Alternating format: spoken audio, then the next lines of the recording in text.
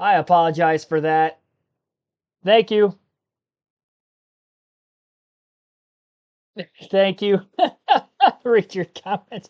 I appreciate. I was reading the comments as best as I could. We started the quiz. I was getting fully into it. Hang on.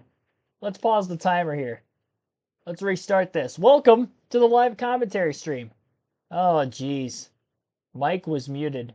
I had that for when I ended up putting the video from the stream yesterday onto the channel from the finish of the Xfinity race. Welcome to the stream. I'm back. Oh, jeez. That's terrible. We were only 4 minutes in. It wasn't that bad. Could have been worse. Somebody texted me too. That's the crazy thing. The mic was off. Thank you, chat. I got to you eventually. I did have the chat on. I was just trying to roll through this. All right, let's restart. For what we were here for, NASCAR, Martinsville Speedway, 400 lapper. I went through the whole introduction already, so I don't really know what to do going forward from here. We were in the middle of a quiz, which is what we've been doing on the NASCAR Cup Series pre-race streams since we go live about a half hour to 45 minutes before the drop of the green flag every Sunday. We'll get into the pre-race predictions and the Fantasy League analysis when we get through the quiz. As usual, this week's quiz, NASCAR, Martinsville Speedway, top 10 finishers. Appreciate it, everybody. Troy the Great, Earl Arnold Jr., Frank Powers, Matthew Dorter Bruno, Nerd, Duttlebug5. Thank you for not only tuning in, but letting me know that the mic was out. Jeez. Well, we are here. We are here. We were just over 2 minutes into the quiz. Again, Martinsville Speedway, top 10 finishers, but it's for the spring race only. Ranges from years 1990 to 2018. Obviously, you couldn't hear me when my mic was off, but I was going through the spring winners first. And I was having a brain fart on the 2011 winner, which is why I looked at the chat to see what you guys had, thinking you could hear me saying, okay, who won the 2011 race? Because I'm having a brain fart right now. And then I saw that my mic was off. So that's where we're at right now. Still 17 and a half minutes to go on the quiz. Plenty of time. We did have only 12 minutes, I believe, last week on our Homestead quiz. Bloopers. If I ever had blooper reels, this would definitely be on there. It would have to be a sped up version because there would be no sound for 4 minutes, but yeah, that'll go on the what they do on that segment on Fox. I'm wasting time here. Hang on. The clock is running. Clock is running. We got to get back into full focus. I was contemplating restarting it, but that'd be unfair. I think I'm just gonna start throwing names out there now because I've done did it. Casey Kane. Paul Menard is probably on here. AJ Allmendinger has finished runner-up a couple times. Very good at Martinsville. Almirola. Biffle. I forgot him last week. Not forgetting him again. Kenseth. Edwards. We got Bush already. Yeah. Truex I did not put yet.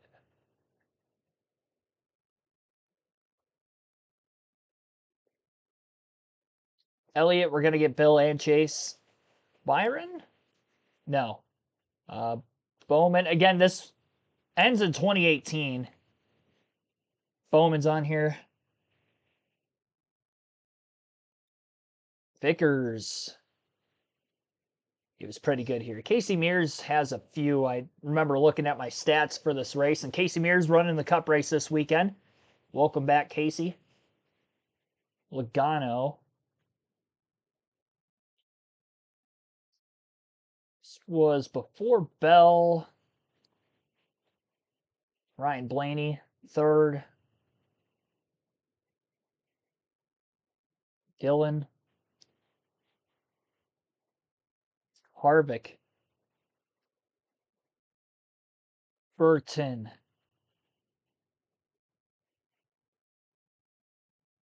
Earnhardt. Junior and senior with that. Nemechek. Martin. Is. Stenhouse. I don't think Buescher. Wasn't sure if he might have had one for Front Row Motorsports. Gilliland?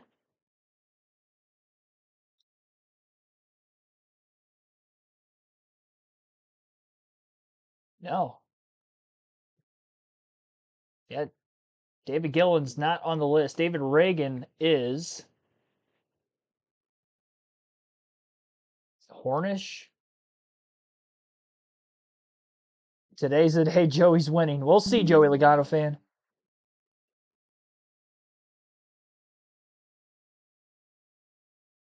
I don't think I put Keselowski yet.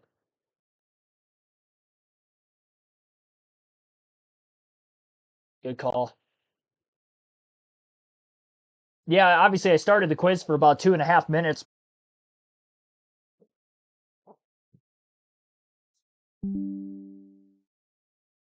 Danica Patrick had one, I believe.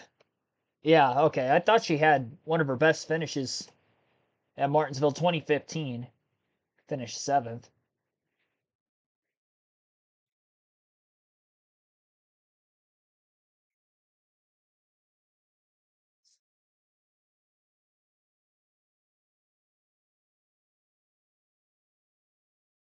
I did put Nemechek already, right? Yeah, I did. McMurray.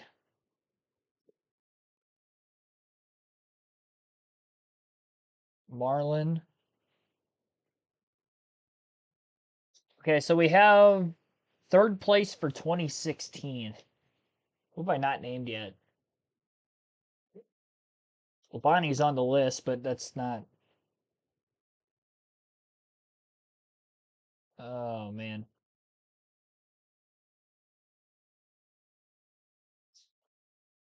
Larson? Yep, Kyle Larson. Boom. There we go, 2016. So we got 18, 17, 16, 15 is in the books. 2014, 2013. We need 2013 8th place, 2014 5th place. Who have I maybe not named yet?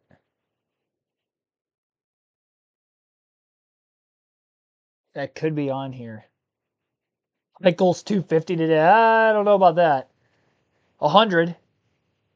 At least try to double down on 100. We got 100 in the Xfinity race yesterday.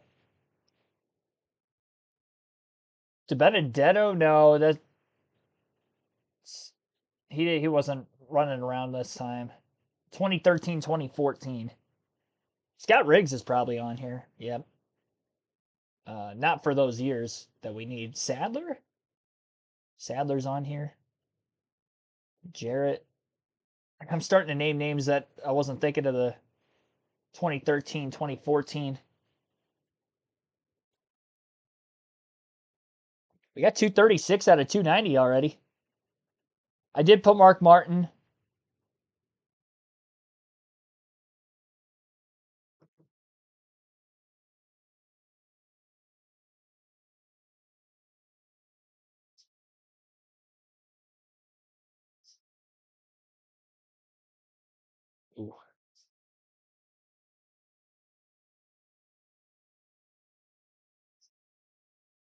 I do have Jamie McMurray. I just put him in here. I do have Newman. 2013, 2014. Fifth place, top 5 in 2014.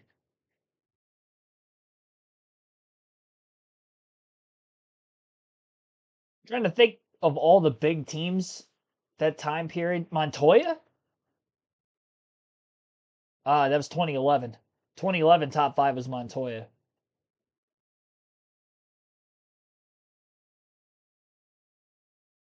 Schrader's definitely on here. 2013, 2014.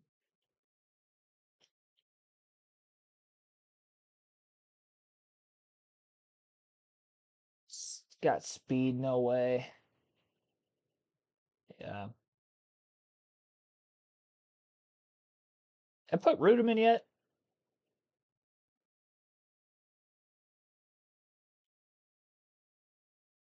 Wasn't Rudiman.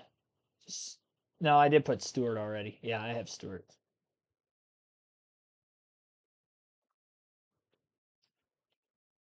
Thank you. Wow, he had both of them too. Back-to-back top tens, Marcus Ambrose. Yeah, the road course racers always did pretty well at Martinsville. That's why I was thinking Montoya didn't get Ambrose.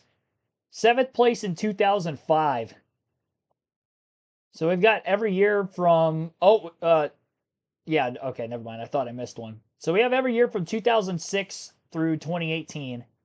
So 2005, we're missing a 7th place finish.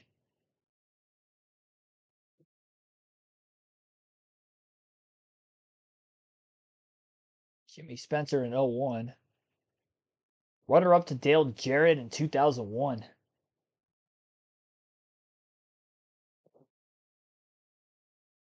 Spring. Somebody put Mayfield in the chat earlier and I forgot to put him down. It just reminded me. I should say I reminded myself. Ricky Rudd. Yes. And Rudd was the 2005 also. Yeah, 05 and runner up to Jarrett. Remember that being a relatively close race between Jarrett and Rudd now that I was remembered in the chat there. 2001, 4th place finish. We only have 30 names to go. They're all 90s through 2001. 1990 winner. Davey Allison's on here a couple times. Cool Wiki is going to be on here. Irvin.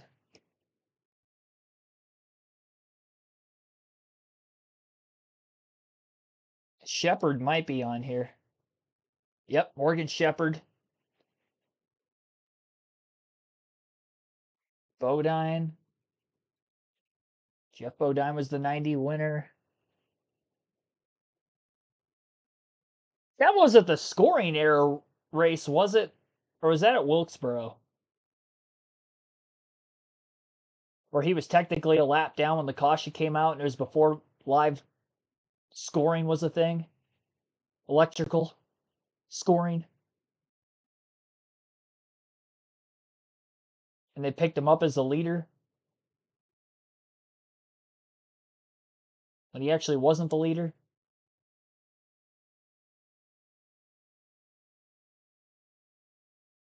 $1998 winner. Oh, man. Bobby Hamilton. I didn't put him yet. There we go. Bobby Hamilton winner. 1998. We got 10 names to go. 10 names.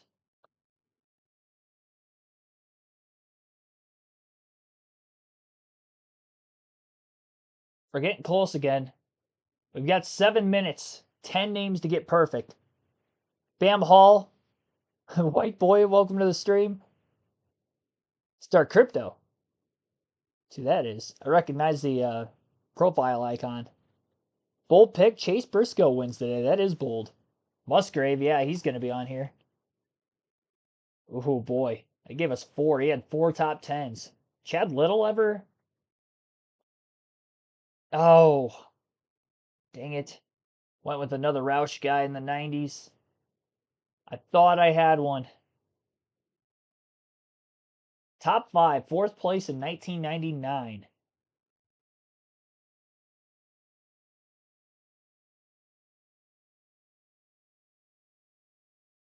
Close on time. We still got time yet. They haven't even done the national anthem. Race doesn't start right at 3. It's going to be about when the pre-race festivities go on. National anthem will be a couple minutes after 3. Then the command will go through the predictions after the quiz. Well, national anthem's actually just about to start, but we still got time. We've got time. 6 minutes. We might be able to finish this quiz before the... No, it's not Trevor Bayne. Trevor Bayne was not racing back in the 90s.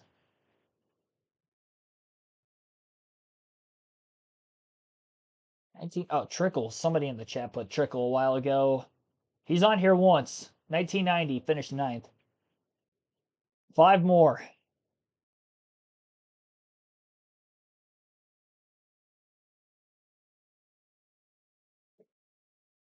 Top 5 in 98 and 99. That could be the same driver.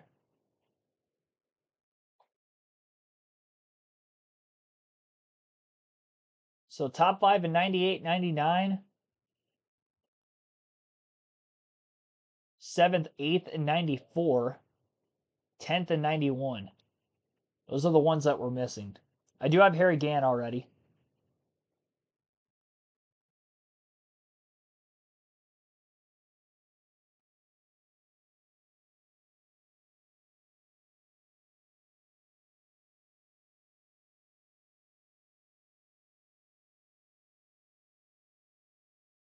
Hornaday, maybe?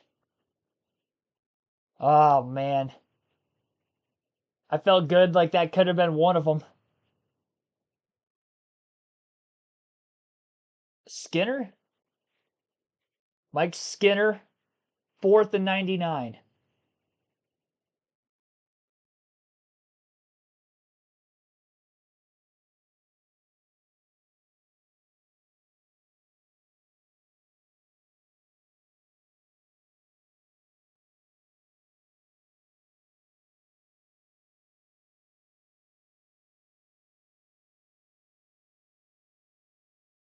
Yeah, Kulwickie's already on the list.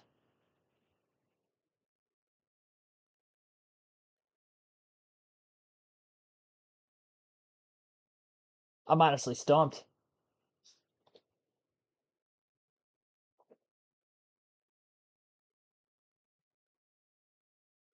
A lot of names.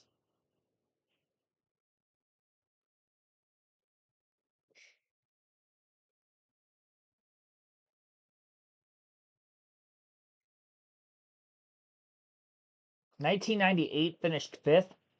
1991 10th. 94 7th and 8th.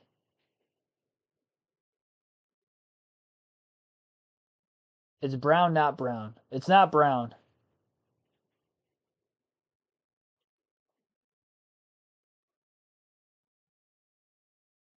Well, we know it's at least 2 names because there's 2 of them in the same year.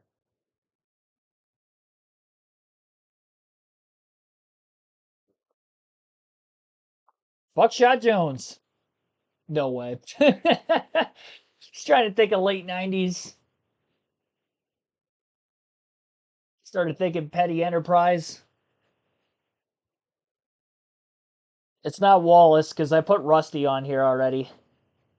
Same last name, it would have given us Kenny if it was Kenny.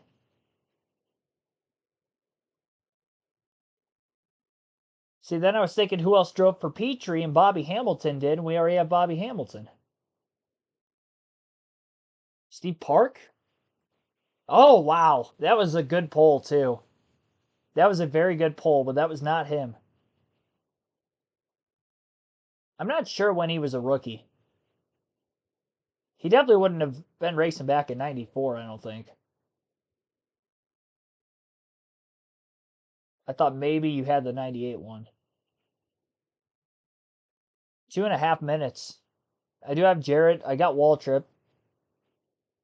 I've got Kyle Petty. Someone said Chuck. Yeah, I know. I put Chuck Brown on here. Oh, Bone. Not... Golly. Thank you for that. I misread it. I saw it's Bone, not Brown. Okay. That's where I saw Brown. I was skimming the chat.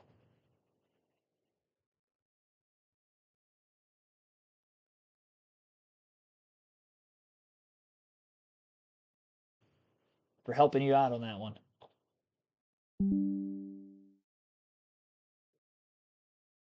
So we need 3 more.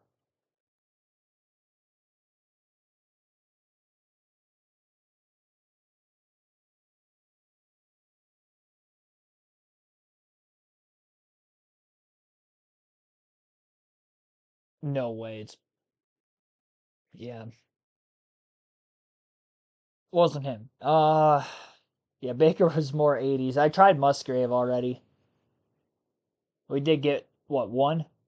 Get one top 10. 2 of them actually. He was runner up in 95.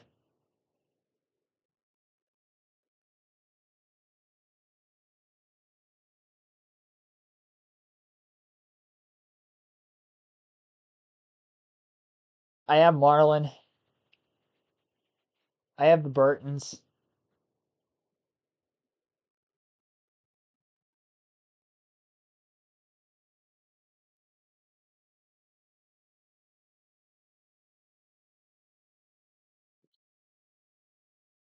I've got Nemechek. I've got Nadu, Biffle. Biffle wasn't around in the 90s.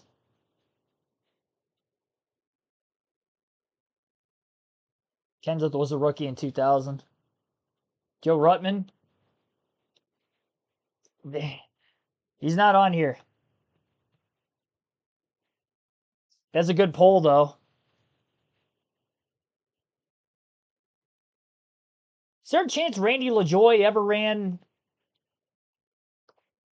Randy LaJoy, 98. Oh my gosh, I can't believe I got that.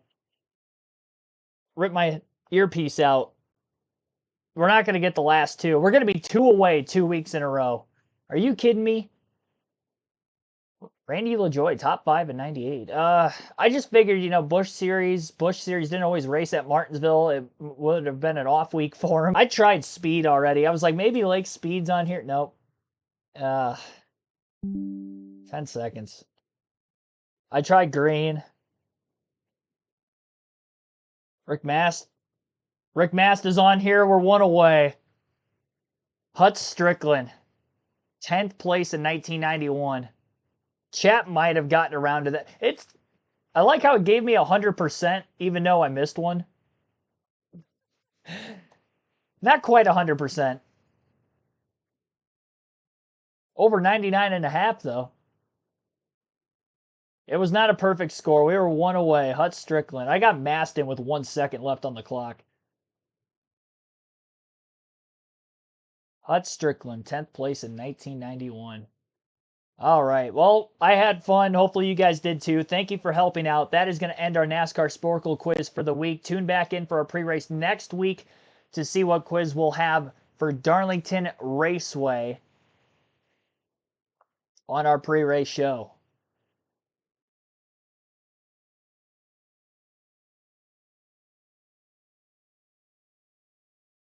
All right.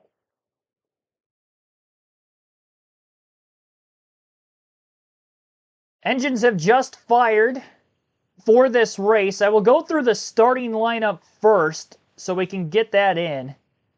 Once I go through the starting lineup, then I'll give you my quick analysis for who I think is going to win and or run well in this race. It won't be as in-depth as it usually is. Apologize for my mic being out for the first several minutes, kind of slightly delaying the stream. But we are here. Mr. Fulton Raz, thanks for tuning in. Jimmy Clements, John Garrett helping out in the Sporkle NASCAR quiz this week. All right. Will I do the rock thing because it's the Cookout 400? Can you smell the Cookout 400 at Martinsville? No, I won't do that. All right. Maybe later. Maybe I'll save it for later, unexpectedly, when we go to an ad break mid-race. Pull up my notes, and we will get this thing started. All right, as shown on the screen, here is your running for the Cookout 400. 2025 edition Martinsville Speedway. Christopher Bell on the pole, his second pole of the season, and it will be his, I don't know if it's his first pole at Martinsville, but he is a former Martinsville winner 2023 in the fall, alongside another former fall Martinsville winner, Chase Elliott, who ended up finishing top 3 in both races last season. Alex Bowman, Kyle Larson make up row number 2. A couple more former Martinsville winners. Bowman in the fall race of 21 and the spring race of 23 for Kyle Larson. Denny Hamlin, the 5-time winner at Martinsville Speedway, will line up inside of row 3 alongside Chris Buescher, whose Martinsville best finish is 8th in 2023. Joey Logano will make up the inside of row 4. To his outside, Bubba Wallace. Wallace fastest in practice for the 3rd consecutive week. And Joey Logano, a former Martinsville winner, 2018 fall race for him. In row 5, Tyler Reddick and William Byron. William Byron, a 2-time winner at Martinsville Speedway. Tyler Reddick finished 7th in the spring race last season. Row number 6 for Chase Briscoe, Kyle Busch. Busch, the 2-time Martinsville winner, also in the field. And then Chase Briscoe, his best Martinsville finish was 4th in 2023. Row 7 for Ty Gibbs and Josh Berry. 6th start at Martinsville for Gibbs, 3rd for Josh Berry. Michael McDowell, John Hunter Nemechek making up row number 8. And in row number 9 will be Ross Chastain, who has the best finish of 4th in 2022. That same race for Austin Dillon in the spring of 22. He finished 3rd. In row 10 will be Zane Smith making his 3rd start at the Paperclip, and Austin Cindric, who was 4th here in the fall. Row 11 for Ryan Preece, who was 9th last spring alongside Cole Custer. AJ Allmendinger, 2-time Martinsville runner-up, will be in row number 12 on the inside. And to his outside, Noah Gragson, who was 11th in the fall race last season. Row number 13, Todd Gillen, who has coincidentally finished 13th or better in 3 of his last 5 Martinsville starts. And Daniel Suarez, who hasn't had a top 10 in the next-gen era at this racetrack. His best is 9th back in his SHR days in 2019. Brad Keselowski, the 2-time Martinsville winner, inside of row 14 alongside Ty Dillon, who will be making his 13th start at Martinsville today. Carson Hocevar, last year's Rookie of the Year, and Justin Haley will be in row number 15. Row 16 for Eric Jones and Ryan Blaney. Blaney, the defending full winner the last 2 seasons. And Eric Jones, who finished 12th and 19th last season for Legacy Motor Club at Martinsville. In row 17 will be Shane Van Gisbergen, who finished 12th last fall at Martinsville in one of his few Cup starts last season. And Ricky Stenhouse Jr., who's had a couple top 10s in his career at the track. Riley Herbst making his Martinsville debut on the inside of row 18, starting deep in the field. And the 6th Martinsville start for Cody Ware. And rounding out the field in row 19, Casey Mears and Burt Myers. Burt Myers making his Cup Series debut. He did attempt to run the Clash earlier this season at Bowman Gray Stadium. And Casey Mears making his first Martinsville start in the NASCAR Cup Series since 2016. That is our full field starting lineup for the Cookout 400 here today at Martinsville Speedway. 400 laps, obviously, hence the name 400 in the Cookout 400, is our scheduled distance. Stages 1 and 2 will be 80 laps apiece. Stage 3, 220 to take us to the end. So relatively short first couple stages. They will not have to pit for fuel purposes at all in Stage 1 or Stage 2 today. We'll end up having in this one because we tend to not get as many yellows in the spring Martinsville Cup race compared to the fall the last several seasons since the next-gen car has been debuted. We saw a lot of cautions in both the truck and the Xfinity races this weekend, but statistically shown, those 2 races at Martinsville have deemed there to be a lot of cautions in those races going in, so I expected that. I don't expect that, though, here this afternoon.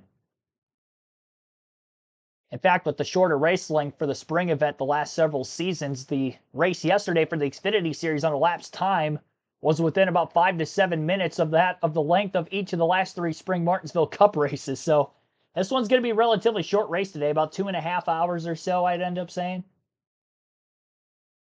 This thing might get done before 6 o'clock. They have lights, but not going to be running the lights here today. There's been rain in the forecast most of the weekend for this Sunday afternoon at Martinsville, but the closer we got to race day, the chance of rain had dissipated quite exponentially. And as a result of which, we should be able to get all 400 laps in today with no problem whatsoever. I might have PM Eastern. Now it's probably going to rain and we're going to get a pop-up shower and this thing isn't going to get done till 9. Because that's just the way things work. I'm kidding, of course. Hopefully not. Thank you to everybody tuning in. Happy birthday, by the way, Fulton Raz.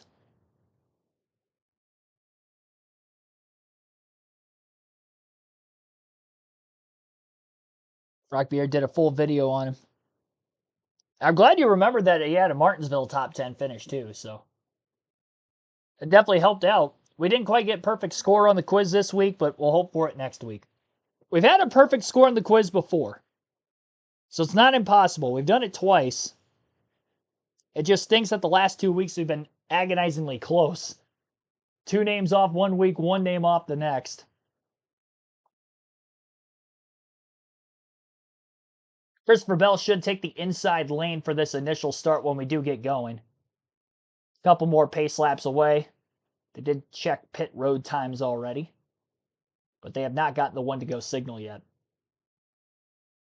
For visual purposes, today's NASCAR Cup Series race will be airing on Fox Sports 1. Ambient temperature in the 70s today at Martinsville, Virginia. Relatively warm week for them throughout the course of the weekend. Spring date can be kind of iffy on the weather side of things, but it's been great all week. No rain. Temperature's pretty much been in the 70s the entire time. The fuel window, as I mentioned already, they won't have to pit for fuel or tires at all in Stage 1 or Stage 2 with it being shorter. But that window is 150 to 160 laps. Pit road speed is 30 miles per hour. Creeping pace. With the slow mid-corner speeds, even under green flag conditions, that this track has. 3 big stats to narrow down who I think is going to win today's race. Factoring in recent years at Martinsville track history. Nobody has ever started worse than 24th and has won a Martinsville Cup Series race. So that eliminates Ryan Blaney, who qualified 32nd, who I thought coming into the weekend could be a strong contender for the win. Qualifying did not go his way yesterday, but he did have good long run speed. I think he is still going to be fast, but I do not predict him to win Martinsville. The only 3 races with the shortened race length of 400 laps, and the only 3 spring Martinsville next-gen races. Those 3 races were won by Kyle Larson in 2023, and then 2022 and 2024 was won by William Byron. They are starting in the top 10. They are the only outliers that have won while starting inside the top 10 in the next-gen era at Martinsville Speedway, and that'd be for the spring or the fall. And because all 4 HMS Chevys start up in the top 10, I feel like I have to take an HMS card. And I'm taking Chase Elliott to win this race because he finished 2nd and 3rd in both Martinsville races last season. He's got good starting track position. Short run speed is typically pretty good for the Hendrick Chevys, which I think has realized their full potential in this shorter Martinsville event in particular, and why they have won this race the last several years. And although Chase Elliott was not one of those winners, I do think he's got the best long run car. If it did for some reason have to come down to a long run, Toyota struggled on the long run in practice yesterday, and most of the Fords just, again, start too far back, in my opinion, to think that they are going to go to victory lane. So that's my prediction for today. And as the pace car is already on pit road and Christopher Bell exits the restart zone, the green flag is in the air, and we are underway in the Cookout 400 at Martinsville. Great initial start for Christopher Bell, who's well clear before entering turn 1. Off the exit of turn 2, he's got about a car length and a half to 2 car length lead over Chase Elliott into turn 3. Alex Bowman was able to settle in line behind his teammate pretty easily in the 3rd place position. Side-by-side battle for 4th continues, though, between Denny Hamlin and Kyle Larson. Fight for the bottom, especially in the early laps before the track gets rubbered in. We'll see the outside line be more competitive the longer this race goes and the more that lane gets rubbered in. But for right now, with it being a green racetrack for the start, expect the bottom feeders to come out. Expect a lot more bumping and running maybe early in the race as far as trying to make passes, because that might be the only successful way to get it done until the tires start to fall off a little bit later in the run, and then again later in the race when we have more of a lane and a half to 2 lanes to work with competitively than just the one. So through the first 4 laps complete now, Christopher Bell has led every lap from the pole. And we saw in both the truck and Xfinity races so far this weekend that the driver who started on the pole led every lap of stage one. With stage one only being 80 laps in the Cup race, we'll see if Christopher Bell can do that. His long run pace yesterday in practice, though, lacked a little to be desired. In the 30 lap average category, there were 29 drivers who made a 30-plus lap run on one tire stint. One consecutive 30-plus lap run. Christopher Bell, of the 29 drivers, was 28th quickest. He fired off fast as he was second quickest overall in practice and qualified on the pole, but after about 10 to 15 laps, really started to fade, and that's where we might see a driver like a Chase Elliott, Denny Hamlin, who are better at conserving their tires. Alex Bowman, like we saw last week in a similar kind of tire strategy race at Homestead, able to get a second place finish. They might be able to take over Bell here in this first stage. So I do not think Bell's going to lead every lap in stage one like we saw again with Connor Zilisch in the Xfinity race and Corey Heim in the truck race. And the theme of the weekend last week at Homestead Miami Speedway, Truck, Xfinity, and Cup, the driver who led the most laps did not win the race. So far this weekend at Martinsville, the driver who's led the most laps have not won the race, which would have been Heim in the truck race and Zilisch again yesterday in the Xfinity series. So who may lead a lot of laps in the first going to this one might not get the win. Brad Keselowski, in fact, last fall led 170 laps, and he didn't win that race either. So it definitely wouldn't be abnormal for Martinsville standards if that were to take place again. A lot of chop blocking going on in corner exit. Kyle Busch making sure he doesn't lose another position after losing a couple spots on the initial start. Was able to duck in line behind Michael McDowell and right in front of Ross Chastain. 15th place is where Busch runs. Top 5 through the first 10 laps have Christopher Bell in the lead by half a second over Chase Elliott, 0.8 of a second over Alex Bowman in third, Denny Hamlin 1.1 seconds back in fourth, Kyle Larson 1.3 seconds off the lead in fifth. Long ways to go, obviously, in a 400-lap race, but obviously off to a very fast start. Not able to get in ground here. First still, nope.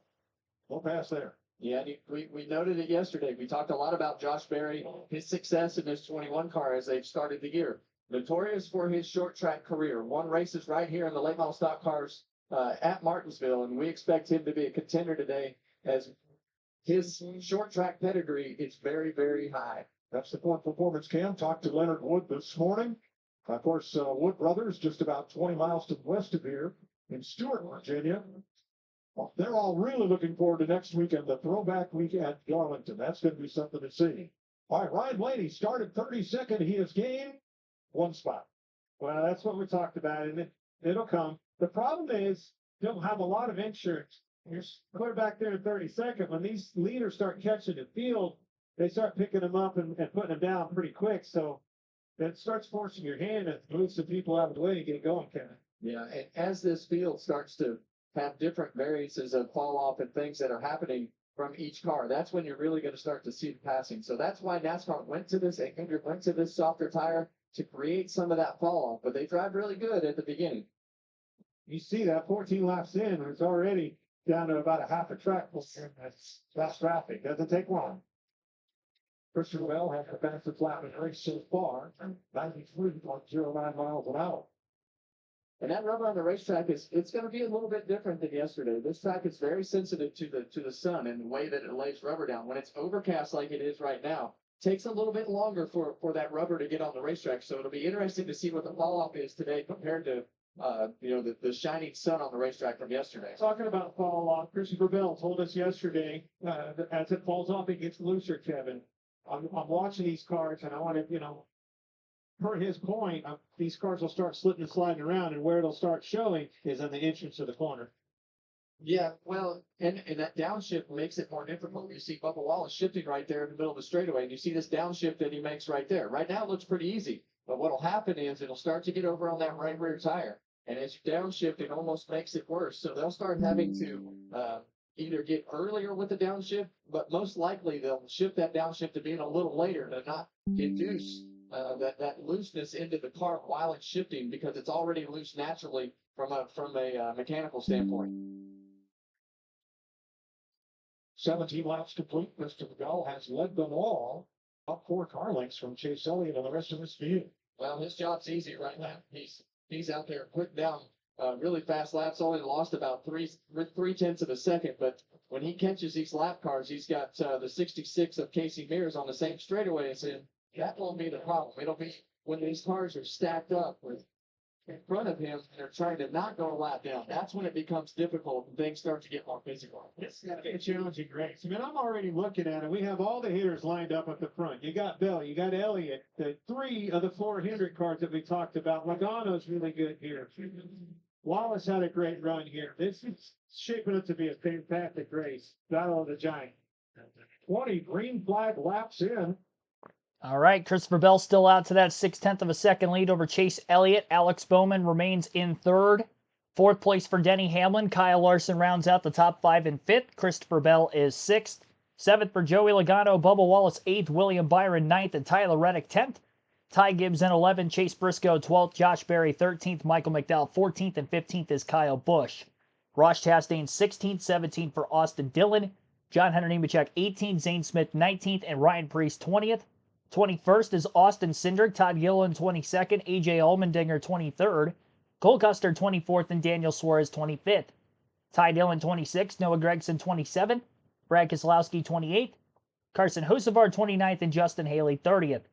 Ryan Blaney 31st, Eric Jones 32nd, Shane Van Gisbergen 33rd, Riley Herbst 34th, Ricky Stenhouse Jr. 35th, Cody Ware 36th, Burt Myers 37th, and Casey Mears rounds out our 38-car field, and only Mears is off the lead lap through our first 24 laps of this race. Doesn't take long to catch lap traffic on a half-mile short track with 38 cars out on the grid, even with the next-gen cars being closer from front to back of the field, lap time over lap time, lap over lap, compared to any other generation of NASCAR Cup cars that we have seen before. When we get the bottlenecking lap traffic and cars that are battling for position, that is where we'll start to see battles for the lead, as we typically see with the short track races. During the course of the commercial break, Christopher Bell might be starting to fall off already. That last lap ran a 21.025 to his fastest lap, which was a 20.341. And Chase Elliott, a couple tenths quicker, was able to run him down and take the lead. So Chase Elliott out in front of the field here, lap 27. Christopher Bell in second. Again, pass for the lead taking place during the commercial break, which is currently full screen on FS1. It's our first lead change of the race in the first 10 minutes of the race. So definitely didn't take long.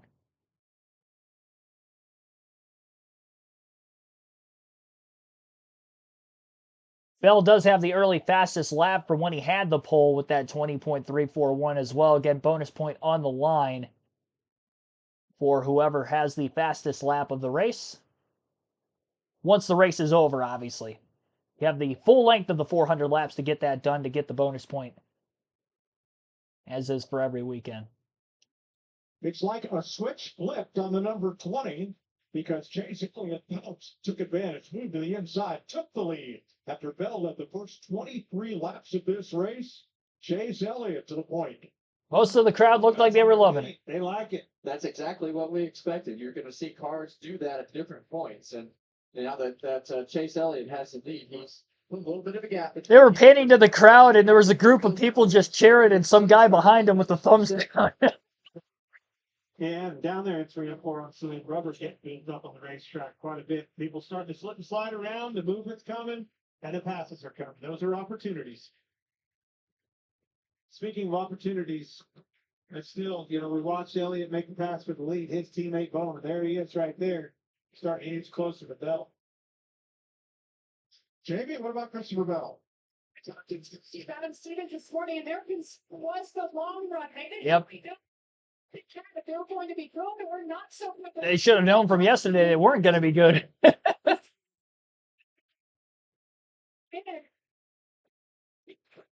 Steve Adams said, we're except Martinsville, so it's kind of up in the air what they need, and caution is out for debris. Caution at 31 laps, debris up toward turn number 4. I saw the debris. The outside. Yeah. And that front there is It's like a hose. some sort of duct. Yeah. It's caution flag of the day. Yeah, that changes everything up. But Sure does. That was not an expected caution.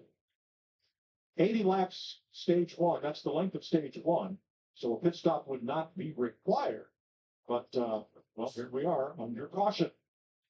Reigning MVP, Shohei Ohtani leads the defending champion Dodgers in a must-watch early season showdown. They'll play Bryce Harper and the Bills Saturday at 4 Eastern on FS1. Heard a lot of these guys practice on pit road before the race.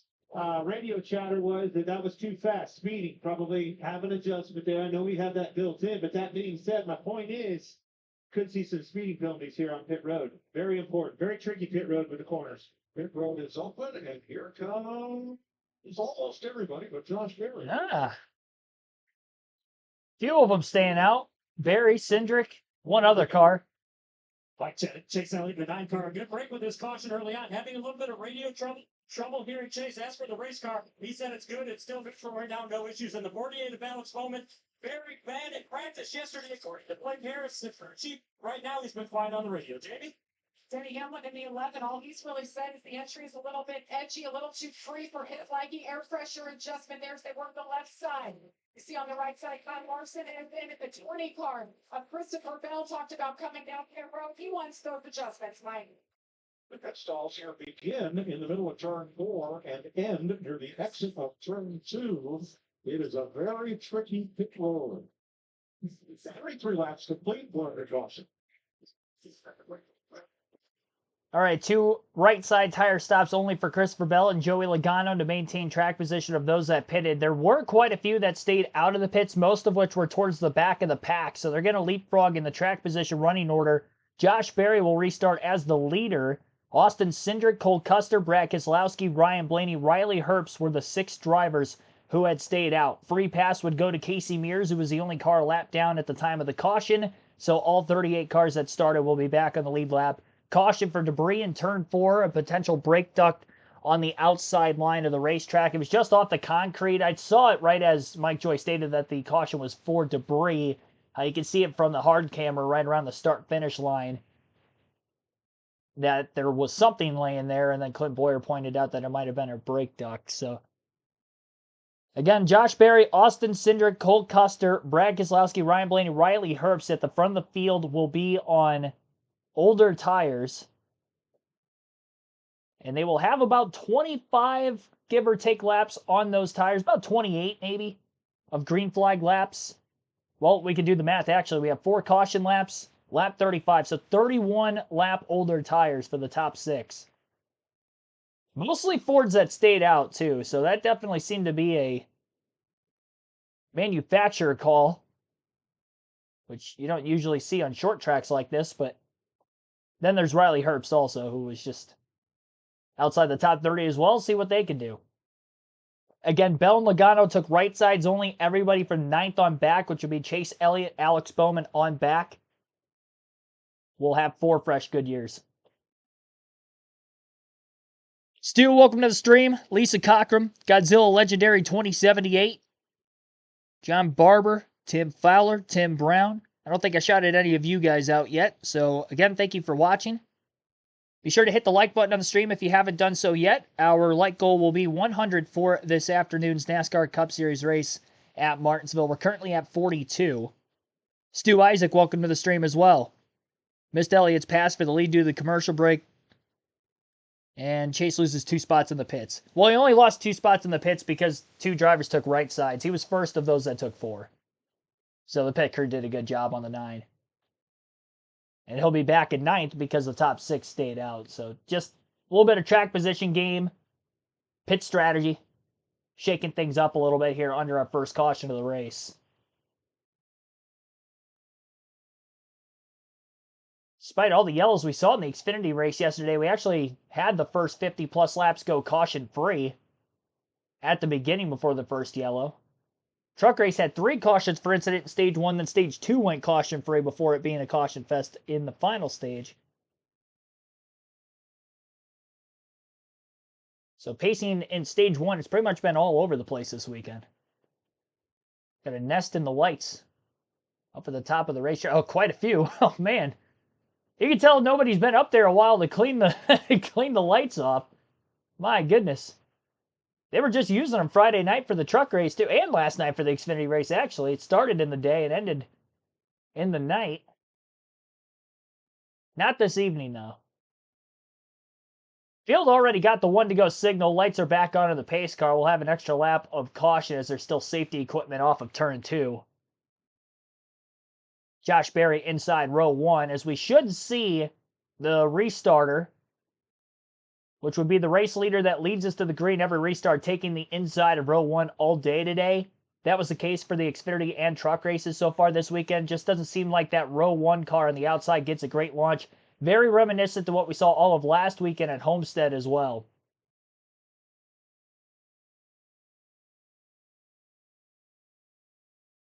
Zerum525, welcome to the stream. Did Bell take 2? Yeah, Bell took 2.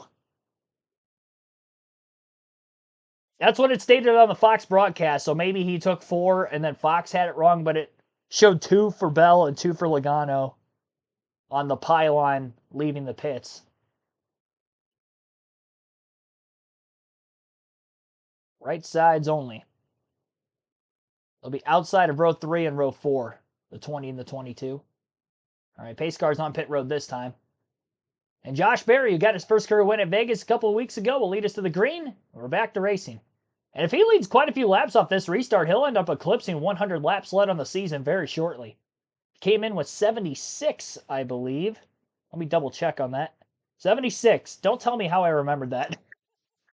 Of all the drivers who have led laps so far this season, I remembered 76 for Josh Berry for some reason. I tell you what, I study before these races every weekend. I usually don't start my study until like Friday, Saturday as the race weekend begins. I don't do it through the week in case I start to forget stuff Monday through Thursday, but Friday night, that's like game time for me. We just kind of continue it on throughout the weekend. Ryan Blaney getting through traffic pretty easily of those on the older tires, gains 2 positions to get to 4th. Couple rows of 3 wide right in the middle of the pack. Riley Herbst on the old tires about got squeezed into the wall by Michael McDowell and Kyle Busch, who were underneath him. 3 wide at Martinsville, just not enough room. Track's way too tight, way too narrow to be doing that. That's where we saw quite a few incidences in the Xfinity race yesterday. Keselowski holding up both Bell and Logano, who are side by side. Brad is now the last car of those on the old tires at the front of the field, of the 5 that still remain in front of the rest of the cars that have the 4 fresh Goodyears. Herbst is still outside 3 wide. More contact now from Priest and another kiss of the wall for the 35 car. Can't get out of the way. This looks like Christian Eckes yesterday in the Xfinity race. He got put outside 3 wide like 2 or 3 times, and then the last time he ended up getting wrecked. It didn't matter whether he was restarting in the top 10, middle of the pack, back of the pack. He was outside 3 wide, it seemed like, on a lot of those restarts in Stage 3. 36 laps to go in Stage 1. Logano still beating on the back bumper of Keselowski, trying to get him up out of the groove. He gets to him in the second half of the corner, though, so all it's really doing is pushing the 6 car a little further out ahead. And Logano still can't break clear and break free with the 20 to the outside. Cole Custer, who sits in second, is about a second off of the race lead from the 21 of Berry. All Fords in the top 5. Toyota in 6th, another Ford 7th. Highest running Chevy is still Chase Elliott in 8th, who was the leader for a couple laps before the debris caution came out when he got by Bell. And now Keselowski gets shoved out of the way even more, this time by Alex Bowman in the 48, after Logano was able to break free. And unfortunately for Christopher Bell, he was on the outside of the 6 and got the worst end of that deal, because the 6 kept control of his race car, but the 20 went with him to the top. Both of them lose quite a few spots. Bell falls from 6th to 13th. Keselowski from 5th to 12th, battling still with the 20 car. And now Ty Gibbs is the one beating down on the 6's back bumper. And now Brad's up in the outside lane, and he's about to get freight trained. Qualified 27th. Wasn't great in practice speeds either. I don't know that Keselowski's got a great car this weekend. Sluggish start to the year for him. Outside the top 30 in points, still has yet to finish inside the top 10. Hasn't led any laps through the first 6 races either. which is tough because usually you see a couple laps led during green flag pit cycling if you're on the lead lap at the very least, but he struggled to stay on the lead lap for himself to get into that kind of position. Plus, we haven't really seen a lot of green flag stops this weekend. We didn't have our first green flag stop of the year until we got to Las Vegas. And even then, Vegas was not a good run for him, and neither was Homestead. 16th is where he settles for the moment, but he's still moving backwards. Forward momentum at the front of the field. Joey Logano is now the first car of those that hit pit road, topped off on fuel, though he took rights only. First driver on 4 fresh Goodyears is now Alex Bowman in 6 as he got by Elliott and Hamlin before moving the 6 car Keselowski out of the way, which en route allowed for him to also get by Christopher Bell. Hamlin loses a spot to Kyle Larson and Bubba Wallace, and that is because he is stuck on the outside of the racetrack and he's getting freight trained. Trying to get down in front of Tyler Reddick. Cut him quite a bit of a break that time into 3 and 4. Reddick clipped the curb right through the middle of the corner, and that might allow for Hamlin to finally be able to make this pass and get back to the bottom, hold on to 10th for now. Ryan Blaney, Joey Logano side by side, and the old tires for Blaney not helping him. And now that he's in the outside lane, he might be the next one to start going backwards. Best thing that happened for Josh Berry staying out of the pits is the fact that he had 5 stayed out. Berry does have 1 stage win this year, which was actually at Atlanta. And with him being locked into the playoffs already, this could be a good call to get another playoff point. Who would have imagined that Wood Brothers card could potentially have 7 playoff points in the first 6 races of the season? Unbelievable. What a start to the year for Josh Berry. Only had to lead 24 laps to get to 100 on the season, and he's already led 20. Still under green. Logano to 4. Top 3 are still all of those that stayed out of the pits during the last caution, which again was also the first caution if you are just tuning in. Braden, thanks for tuning in. What was the caution? Debris turn 4, brake duct. Just outside of the main groove of the racetrack.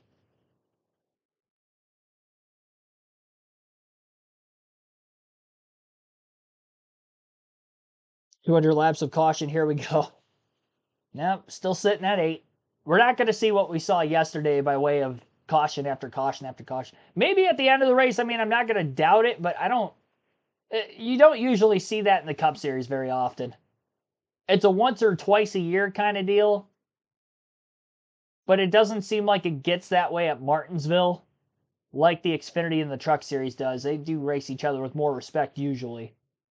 If we tend to see that, it's actually more at higher speed tracks where the grip level's low and they're pushing as hard as they can, and that's where we see it kind of like Nashville last season. Several road courses in recent years, we've also seen that. Indianapolis, when they had that road course down at Turn 1, we'd have a parking lot as well as COTA in Turn 1.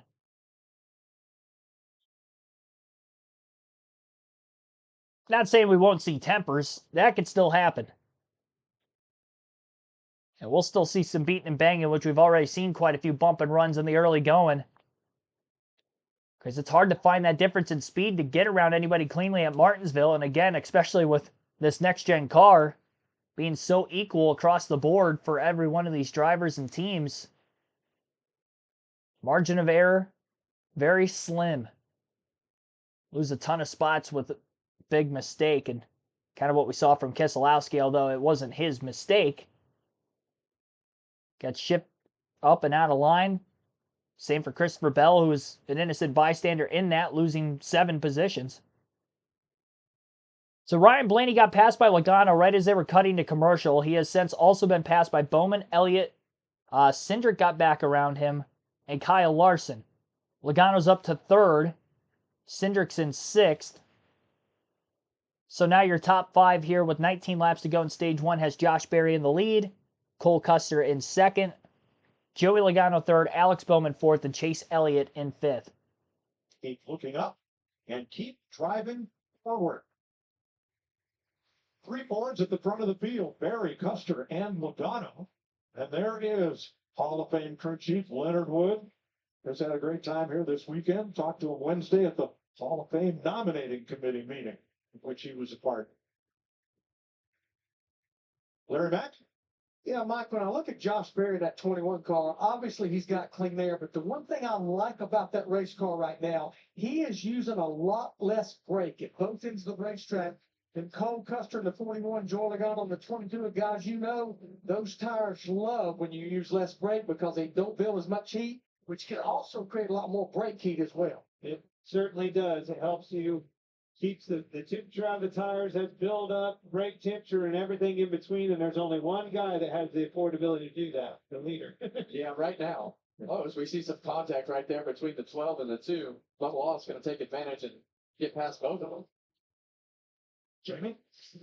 Yeah, you're looking at Ryan Flaney. They showed up here. Remember, he won here in the fall, so they expected to be good. But Jonathan Hassler, his crew chief, told me, you cannot run the same car in the same set. You have to keep evolving, and that's exactly what they did as a team. All the Penske cars had a different setup here. Obviously, 12 cars didn't hit it right. Ryan didn't like the balance. He didn't like it on the long run, so they went back on some of those adjustments. So far today, obviously, they got the track position by staying out, but he said he just cannot roll the bottom like he wants to. He's having to park it at both ends of the track to get it to rotate. And that's time to work on it. And that's a very common trait with this car. When you get all the race cars on the racetrack and they get nose to tail like that, the front end just does not turn in the middle of the corner. So that's going to be something that you're going to fight all day if you're going to be in traffic. Well, and the other thing that's hard, all right, so we're going to go to work on that. We're going to free you up in the middle of the corner and help that front end turn. Now you start getting loose in. Now you got two problems. Very tricky about this plate. Don't let the car get too disconnected. Tyler Reddick trying to move up on Austin Cedric here. This race for 9th place. And Austin Dillon right there trying to get us on the stage point. 12 laps to go in stage 1. Another problematic situation with tight in the middle is loose off. The thing is eventually going to catch up, snap over there in the 3/4 mark of the corners, and then now you're chasing it on the throttle up in the edge of the corner. So Reddick to 9th and Dillon to 10th. Yeah, that 3 car has been really good. Not something that is abnormal here at Martinsville. Had some really good runs here in the past. I'll tell you a car that struggled. It's a car that was our leader, our pole sitter, Christopher Bell, has definitely struggled to make passes and get up in the field like some of the other cars that were up there. Back to 13th now.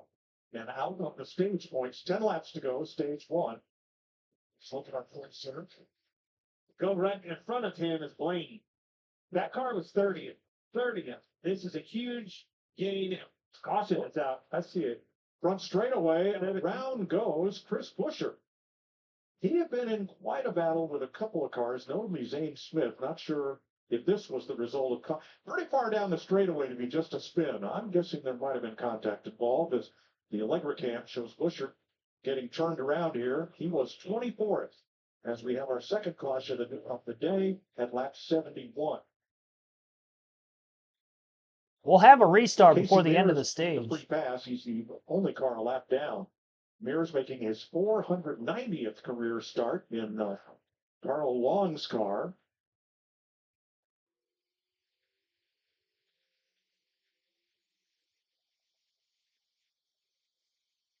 And there's the contact from Carson Olsen. Not clear. Yeah. No. Yeah, it looked like he tried to move up and wrecked himself. We'll get back to green here before the stage ends. It's going to be a very short run. So do you want to stay out and score stage points? I think the majority of the field, especially from on back, maybe like 10th on back, they pit here, they flip the stage and then stay out at the stage end. Always a tough spot to be in when you're up in the front. Want those stage points, but you know if you don't pit, you're going to get buried with track position by the guys that just sit back there and save tires. So here they all come. Well, a lot of them. Logano had the fake there and stayed out. Along with Bowman and Buescher, of course. Kozlowski is still out there. He's not pitted today. Riga. Cole Custer in the 41 car doing a very nice job on those older tires to maintain track position. Just a little bit too tight with the nose of the race car, meaning it's not turning as well as he wants to, causing it to lose a little forward drive off. Jamie? Yeah, but Josh Berry and the 21 team did a really nice job on those old tires there as well. So just a little bit tight in the middle, so they take 4 tires here, a little air pressure. As they go to work on the left side. Big traffic jam. Josh Berry trying to get out of his fifth. There were about 4 of them all trying to cram into one spot. Under caution for the second time today. Slam bang, yeah, Martinsville. All right, so just like we had with the first caution, a few drivers stayed out of the pits, about the same amount, really, right around 6 of them. Joey Logano, Alex Bowman, Brad Keselowski, AJ Allmendinger, Ryan Preece, Eric Jones, and John Hunter Nemechek all stayed out. So the top 7. Chase Elliott on 4 fresh Goodyears rolled off a pit road first of those that took the 4 tires again, and he is 8th. And we saw that Joey Logano will be the leader. Alex Bowman right there with him. And this is going to be interesting on the restart because Joey Logano still has the same left side tires he started the race with. Alex Bowman at least was able to change rights and lefts when he came to pit road the first time. Lourdes Roman, thanks for tuning in. Raylan Davis, welcome to the stream. Craig Tracy. Emogene Blevins, welcome. Thank you for sharing. Go Ryan Blaney, number 12. I'm rooting for him. I just don't like his chances. Once he qualified deep in the field yesterday, and I saw that stat line that nobody has started 25th or worse and never won a cup race at Martinsville. I'm like, yep, that eliminates him. Immediately, wasn't even considering him anymore. Coming into the weekend, he was one of my top 4, but yeah, not anymore. Chase Elliott was my pick for today, and honestly, of the early going, I do like it. I know it's early. He only led for a brief moment, but he did outright pass Christopher Bell for the lead in the early laps. And he's been one of the front 2 or 3 cars of those of 4 fresh tires every single time the field is pitted during this first 2 cautions. Now again, stage 1 will end at lap 80. We'll get a restart in before then, and we'll only have a couple laps to go. So it's going to be kind of like a green-white checker scenario for the stage 1 victory. Joey Logano leading again and might get another stage win, but still has yet to finish inside the top 10 this season. He does have 1 stage win on the year. Alex Bowman does not. And Bowman being 3rd in points right now, this is big for him staying out. He is in that battle for the early season, regular season championship.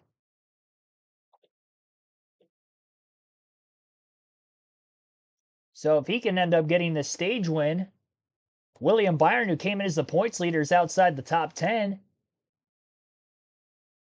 25th. Byron must have had a slow pit stop because he qualified in the top 10. And I don't think he was that far back in the field after the first stop. I think the second stop, it was very slow for that 24 team. Yeah, he started 10th. By far the worst Hendrick car on the leaderboard. Tom's Banana Cakes, welcome to the stream. Anyone ever started in the back of one Martinsville? I feel it's happened before. I mean, on Racing Reference, as far as qualifying 25th or worse, it hasn't happened. If somebody had to drop to the rear before the start of the race, I can't help you there, because when they're going through the statistical year by year on Racing Reference, it shows you where they qualified, rather than starting at the very back, unless they just didn't qualify.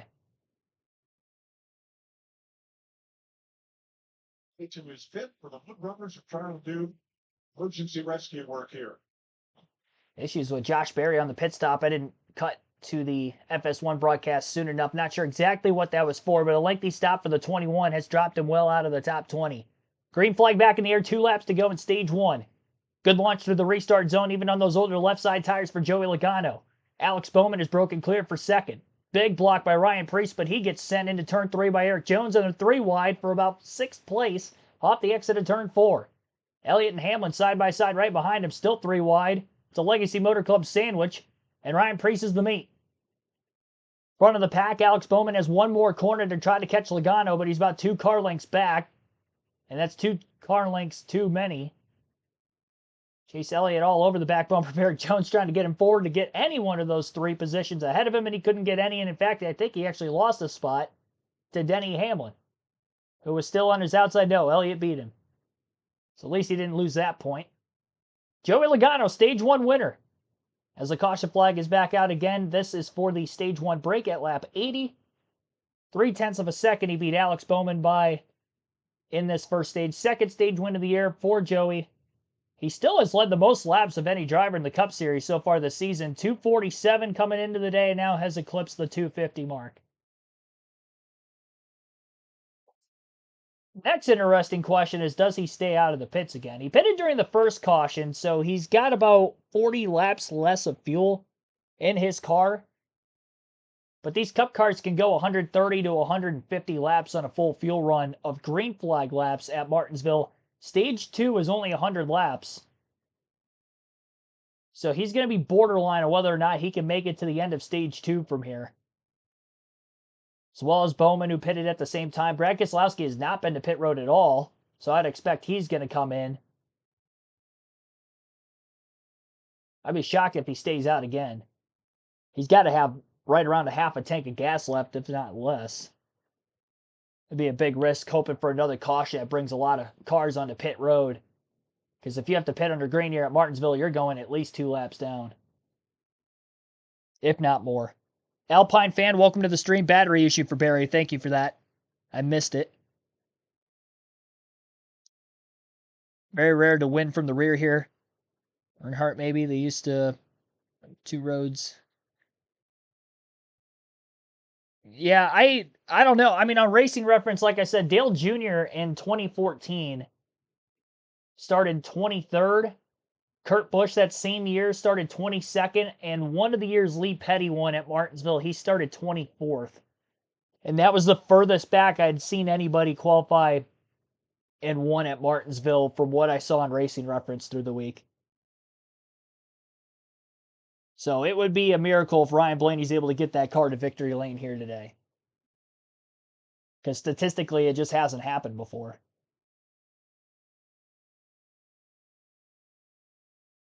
Certainly Blaney's in 18th. So considering he started 32nd, up 14 spots, was able to leapfrog a lot of that track position with the early cautions and pit strategy. So it's a good start, but he didn't really have the same speed. It looked like even his teammate Joey... Well, granted, it's hard to tell because Logano took right sides and Blaney didn't have any tires. Maybe that could have been a slight difference maker. Why Logano looked that much quicker than the 12. Blaney had the best 30-lap average in practice yesterday, so he was good on the long runs yesterday. I'd expect him to be good on the long runs today. I think he will get a good finish today. I just don't see him winning. And I kept him off the fantasy team with how short Stage 1 was, considering that it was not a guarantee that he was going to get a good finish. And I knew he wasn't going to get a lot of stage points starting at the back, so I actually didn't even put him in my starting lineup, considering he is one of the better drivers in the Cup field today at this track. It was a hard sit, but I had to do it. It saves me some starts for him later in the year, too, so I wasn't upset about it. I like my lineup for today. Speaking of which, we'll go over the Fantasy League here quickly. Actually, we'll go through the Stage 1 results first, because that's more important. Joey Logano, your Stage 1 winner. Alex Bowman, second. AJ Allmendinger, third. Brad Keselowski, fourth. Eric Jones, fifth. And John Hernimacek was sixth. Ryan Preece, seventh. Chase Elliott, eighth. Denny Hamlin, ninth. Cole Custer rounds out the top 10. Again, 1 point per position. And a playoff point for Joey Logano on top of the 10 regular season points. But again, a second stage win. And he's led the most laps in the Cup Series this season, over 250 now, but has not finished in the top 10. Can he do that today? Logano actually has the longest active top 10 streak at Martinsville. He's had 11 straight top 10s at the racetrack. Next closest driver is his teammate Ryan Blaney with 7. Blaney starting at the back, trying to keep his streak alive as well. Alex Bowman stays out of the pits again. Logano hits pit road. Most of the field will be staying out. Bowman, Nemechek looked like the only 2 cars that stayed out of the pits of those that stayed out the caution prior. Pleased about that. Told him that he needs to be freer for laps 60 to 80 through the runs if we get more, or if we get any long runs. That's what they're going to work on with him. And at 16 of AJ Allmendinger having another good run this week. He's having to drive through the front tires to get it to turn, though. Jamie? And the 22, Joey Logano, he had taken those right side tires, just said he's tight firing up, wants a little bit of an adjustment air pressure as well. This team has finished worse than they qualified in every race this year. Trying to change that today. He's happy with the car. Josh Berry heads off pit road ahead of Logano. Berry's now led the most laps for a Wood Brothers car at Martinsville since David Pearson in the spring of 1973, their last victory here. Joey Logano, Stage 1 winner, but now he's going to restart out back after this pit stop. All right. So Joey Logano's still going to be the leader. Logano, Bowman, Nemechek, it looked like stayed out. We'll have to wait for our leaderboard to update completely here. Once Joey Logano gets to the start-finish line again, well, not Logano because he's not in the lead. Yeah, Bowman, Nemechek were the only 2 cars that stayed out of the pits both during the stage break just now and the caution before the end of the last stage. So they're going to have about 40 laps less of fuel in their cars than pretty much everybody in the field behind them. Because everybody that would have just topped off now stayed out to get the stage points, but they only have 2 more green flag laps of fuel, and they have only 2 more green flag lap fresher tires, which isn't going to make a difference. So moving through the field is going to be very, very difficult for those guys who are all going to be restarting outside the top 30. And all 38 cars would have been on the lead lap. The battery change for Josh Berry in that 21 after leading. He is in last and would have actually gotten a lap back for the free pass during this caution. So he fell 3 laps down. I believe he was late to get to the restart when they were making that battery change. Lost a couple laps. Got him back out there. Got a couple of quick cautions. I would assume he was 4 laps down. Got a free pass. Would have been 3, yeah, that's right. Because Casey Mears had the free pass the first 2 yellows. So he was 3 down, got a free pass. Now he's 2 laps down. It's not impossible he can get back on the lead lap, but knowing it's a short track, it's very unlikely. Only because we are going to see mixed strategy, so taking the wave around is going to be tough for him. And I highly doubt he's going to be the only car a lap down the rest of the race. And because he's 2 laps down, Casey Mears falls off the lead lap in 17, 18 laps again like he did the first 2 runs.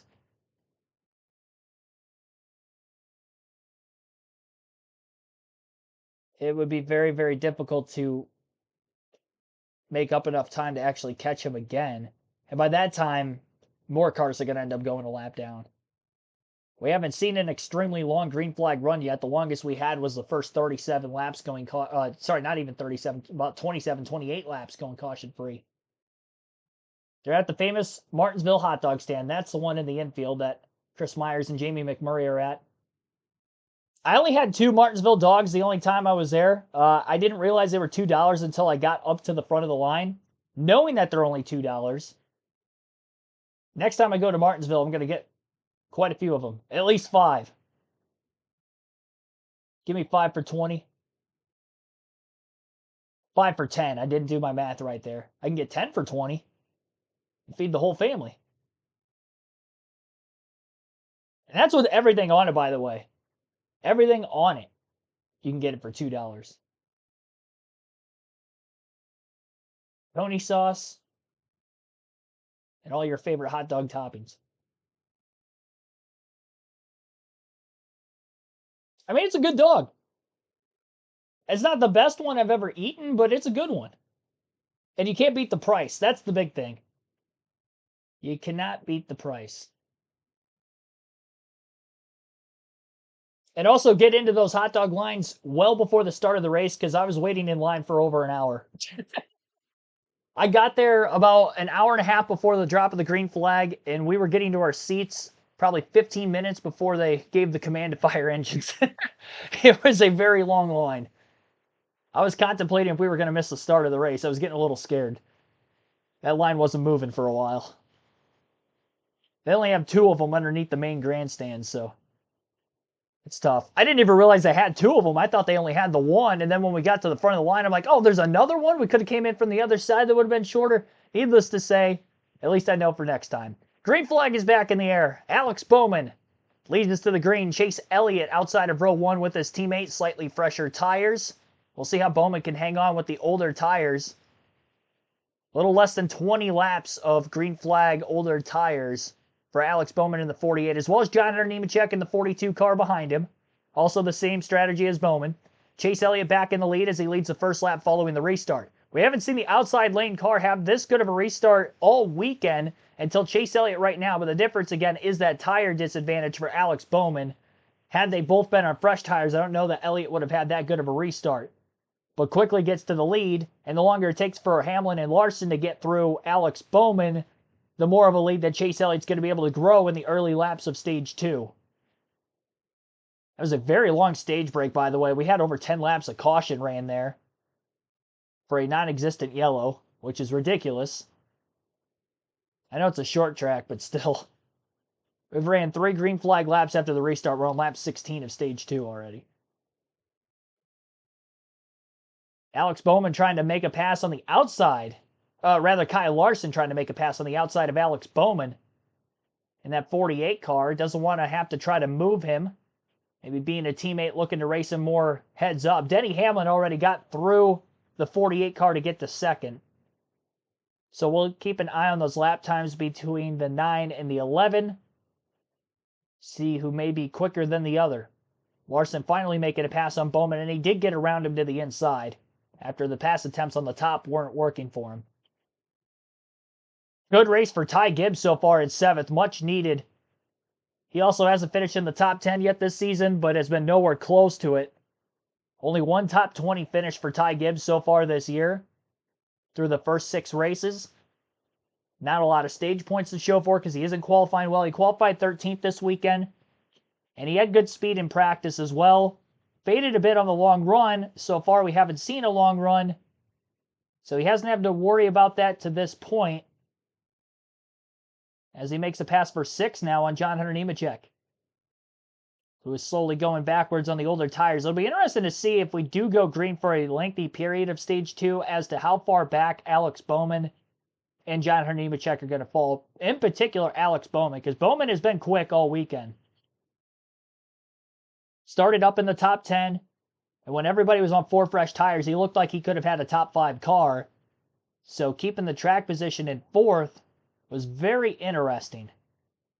Again, 20 lap older tires, but we saw about somewhat similar, maybe closer to 30 laps on the first run, and all those cars started going backwards. The only one that didn't was Josh Berry, and that's because he had 6 cars that stayed out with him.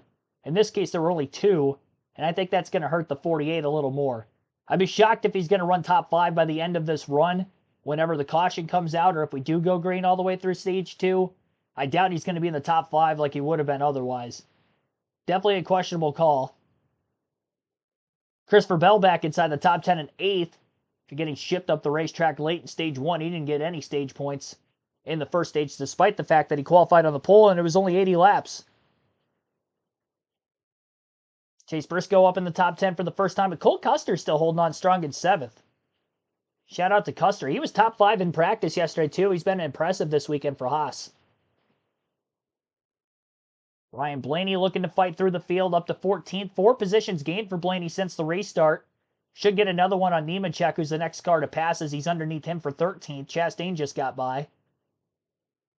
Top 10 then at lap 104 of 400 reads Chase Elliott in the lead, Denny Hamlin in 2nd, Kyle Larson 3rd, Bubba Wallace 4th, Ty Gibbs is 5th now after just passing Alex Bowman. Bowman drops to 6th, Cole Custer in 7th, Christopher Bell 8th, Chase Briscoe 9th, and Tyler Reddick is 10th. So again, that is the top 10 here at Martinsville Speedway. Very early in the race. Just beginning stage number 2. Just over a quarter of the way home. Lap 105 of 400. Ruben Tompa, welcome to the stream. Terry Pascal, welcome to the stream. What happened to Byron? I believe he had a slow stop, which dropped him well outside the top 10. He was 25th, up to 19th now. Slowly moving forward. But very tough to do here at Martinsville, so it's going to take some time. Has to continue to stay out of trouble. So we had a debris caution right around lap 30, 31. And then the caution late in Stage 2, which set up the green-white checkered 2-lap restart, was Carson Hocevar and Chris Buescher tangling together on the front stretch. It looked like Buescher tried to clear high off turn 4. It wasn't clear. It kind of turned himself into the outside wall. No major damage on the 17 or the 77 as they both continue on. Buescher obviously losing his track position, as a result of which is back in 34th. And Carson Hocevar still around where he was, which is now 22nd.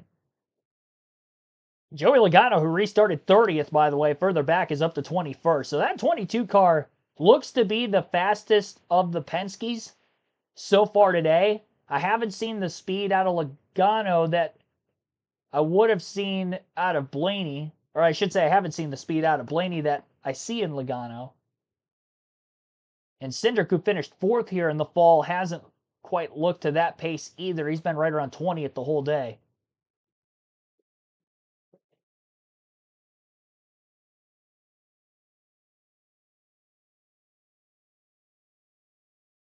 Showing William Byron on camera. He's actually just behind the 22, following him in line. One of the cars, obviously, that got passed, though, by that 22 car. Byron's won 2 races at Martinsville in the Next Gen era, both in the spring of 24 and 22. And I mentioned in the pre-race that Hendrick Motorsports has won the last 3 spring Martinsville races. The only 3 with the Next Gen, and the only 3 400-lap Martinsville races as well. This one is the 4th. 0.6 of a second lead for Elliott over Hamlin. Hamlin got into 2nd place, and they've just been trading lap times back and forth. It's going to be tough to gauge if Hamlin's going to be able to actually run Elliott down without lap traffic. Casey Mears is about to fall off the lead lap here within a couple laps. Burt Myers towards the rear end of the field. Couple seconds ahead of where Casey Mears is at. And then the brunt of the lap traffic from about 35th, where Chris Buescher's at, would begin. Let's talk about Cindric being around 20th the whole day. He's actually back to 33rd now. Not sure exactly how that happened. Biggest mover since the restart, like I mentioned already, Logano, up 11 spots now. Nemechek is already down to 23rd, 21 spots lost for him after staying out of the pits during the last caution. Alex Bowman, who was the only other car that stayed out, is still in the top 10. Just got passed by Cole Custer. He is in 7th. So he's definitely fallen out of the top 5 already. Which, like I said, I think that's where he would have been running had he pitted. It was a very questionable call to stay out. And at some point, those tires are going to flatline. And he will stop fading through the field. But we haven't gotten to that point yet. Showed a replay of Eric Jones and AJ Allmendinger going back and forth at it. They're side by side again. 43 moved the 16. The 16 tried to move the 43. Now he runs them up the racetrack in 3 and 4, trying to make the pass. No love lost between those two. So Chase Elliott out in front of the field and leads the way here at Martinsville Speedway, lap 118 of 400. We'll go through the rest of our leaderboard here so you guys can see where your favorite drivers are running. Denny Hamlin is in 2nd, Kyle Larson 3rd, Bubba Wallace 4th, Ty Gibbs is 5th. Cole Custer in 6th, Alex Bowman 7th, Christopher Bell in 8th, Chase Briscoe 9th, Tyler Reddick in 10th, Ross Chastain 11th, Michael McDowell 12th, Ryan Blaney 13th, Todd Gilliland 14th, 15th for Noah Gragson, Daniel Suarez in 16th, Joey Logano 17th, Justin Haley 18th, Ty Dillon 19th, and Austin Dillon, his brother, in 20th. William Byron 21st, Carson Hocevar 22nd, Riley Herbst 23rd, Zane Smith 24th, and Kyle Busch 25th. Eric Jones 26th, John Hunter Nemechek 27th, AJ Allmendinger 28th, Ricky Stenhouse Jr. 29th, and Ryan Preece 30th. Shane Van Gisbergen 31st, Brad Keselowski 32nd, Austin Cindric 33rd, Cody Ware 34th, and Chris Buescher 35th. Burt Myers last car in the lead lap at 36, 1 lap down for Casey Mears in 37, 2 laps down Josh Berry in 38th. And that rounds out our full 38-car field.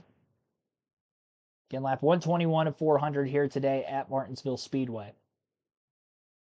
3 cautions in stage 1. One of them, stage break at lap 80, 2 for incident. And our current leader, Chase Elliott, has led for 38 laps. Joey Logano was the stage 1 winner. Christopher Bell from the pole led the first 24 laps of the race before losing the lead to Elliott. This is the second time Chase has led today. 6 laps led on the strategy during the caution for Bowman. He has yet to lead a green flag lap in the race. And Joey Logano led 13 laps end of stage 1 to the beginning of stage 2 under the caution before he pitted and surrendered the lead. And he is now running in 17th. 26 laps under yellow, 6 lead changes with those 3 cautions. And now we have a 4th caution. Under the commercial break, caution is out again for the 4th time here today. First time of stage 2.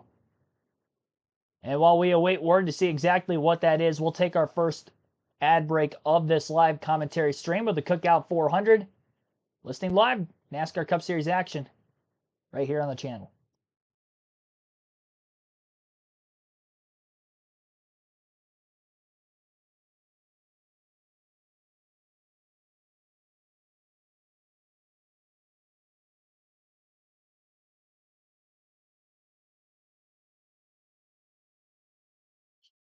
Brad K1 2020 spring race.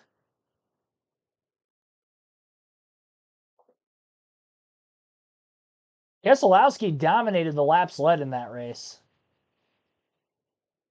If I remember right, didn't he lead over 400 laps? John Smith taking Kyle Larson. Yeah, my pick was Elliott. Larson was up there for sure for me.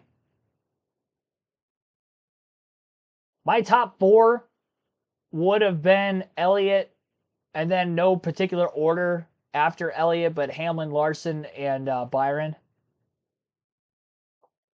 And then Blaney would have been in the top 4, and I would have actually had him over Elliott coming into the weekend. But based off of what I saw yesterday with our first bit of on-track activity for the Cup Series, I took Blaney out and plugged Elliott in, and Elliott went from not in my top 4 to win coming into the weekend to the guy who I was picking to win the race after yesterday. So the cautions for Burt Myers in the 50 stalling out right off the exit of turn 2. It looked like he tried to get out of the way but couldn't before his car came to a complete stop. So that's the reason for our first caution of stage 2 and our 4th caution total in the race. Going to go back racing with probably close to 50 laps left in this stage. So this may be a good time to see everybody hit pit road and get those 4 fresh tires. That caution was John Hunter Nemechek, the 42 cars, best friend. Yeah, he is 29th right now. As the caution flies, Chase Elliott has led only 2 laps this day. He's now been out front for 41, one more than Josh Berry. They are the biggest lap leaders here so far. Nemechek wasn't the only one on the brink there. You had Busher. Look back there. Josh Berry, Van Gisbergen, and Cindric and Keselowski. Those guys were really starting to ratchet up the battle to stay on that lead lap. Trying to put some distance between them and that guy right there, your leader. Well, that guy right there, he's been busting all day. It's fun to watch him drive this racetrack, and the way that his style is sliding up the racetrack and the drive up off the corner. We saw it at Bowman Gray. Seems to be the same thing again today. Now, a couple drivers in the top half dozen, Ty Gibbs and Cole Custer, are each looking for their first top 10 finish of the year, and they are going to stay out along with Bubba Wallace and Denny Hamlin will be the new race leader, as most of the lead lap cars come to pit road in front of Regan. Like the night car, Chase Elliott deciding to pit right here. Told crew chief Alan Gustafson that the car really has not changed all day, even with the rubber on the track. Just a little bit tight on the night car, Jamie. The 5 Kyle Larson decided to come in, making his 150th start for Hendrick Motorsports, just to flip Daniel's crew chief. I feel like my car is really good. He's down the way. Alex Bowman had a stutter and a stop coming out of his pit. Yeah, that was weird. I've watched the same thing, Mike. It took off. Well, there was a car, Shane Van Gisbergen, coming into pit, and Bowman stuttered, but then got going. And so no contact or him, no collision. All right. Middle point of stage 2. Pit stops have just concluded following the Burt Myers stall out caution. And we'll wait for our leaderboard to update as to how everybody left the pits and where our current running order is at. Just about 1 hour into the race today. Don't usually see a lot of cautions in the Spring Martinsville Cup race, but so far it has been caution filled. We'll have to wait and see if we get that long Martinsville green flag run at some point, because we haven't had that yet. Might be stage 3. Bradley Thomas, welcome to the stream.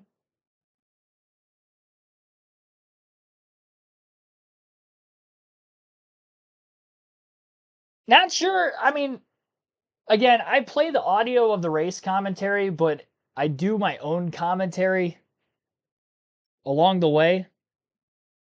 I know for some reason you have mentioned that in the chat before for some reason. I don't know why you have as big of a deal about it, but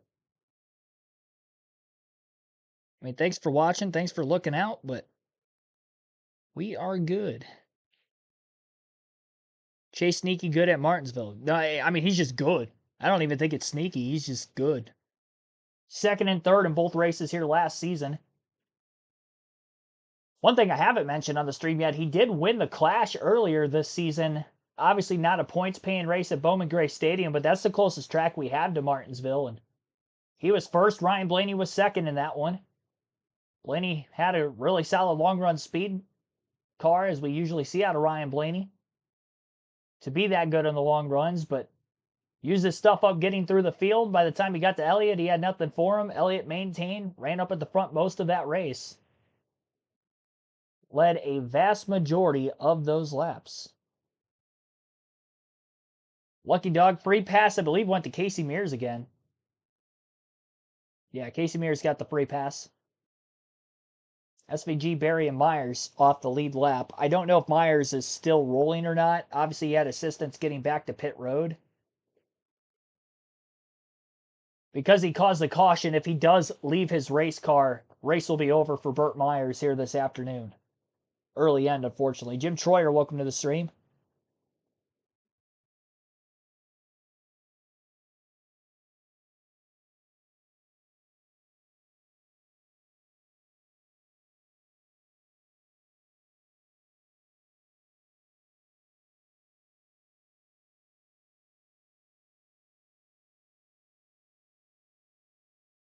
Get up as Live Golf in Miami. It starts Friday. Only on Fox, continues on FS1 and Fox through the weekend. Here at Martinsville Speedway, varying strategies, some headed, some didn't. As we are halfway through stage number 2. 50 laps to go. Look at all these in-car views. Line up on the back straightaway to get ready to restart. Denny Hamlin and Bubba Wallace up front. And here's the battery change on Foot Brothers car.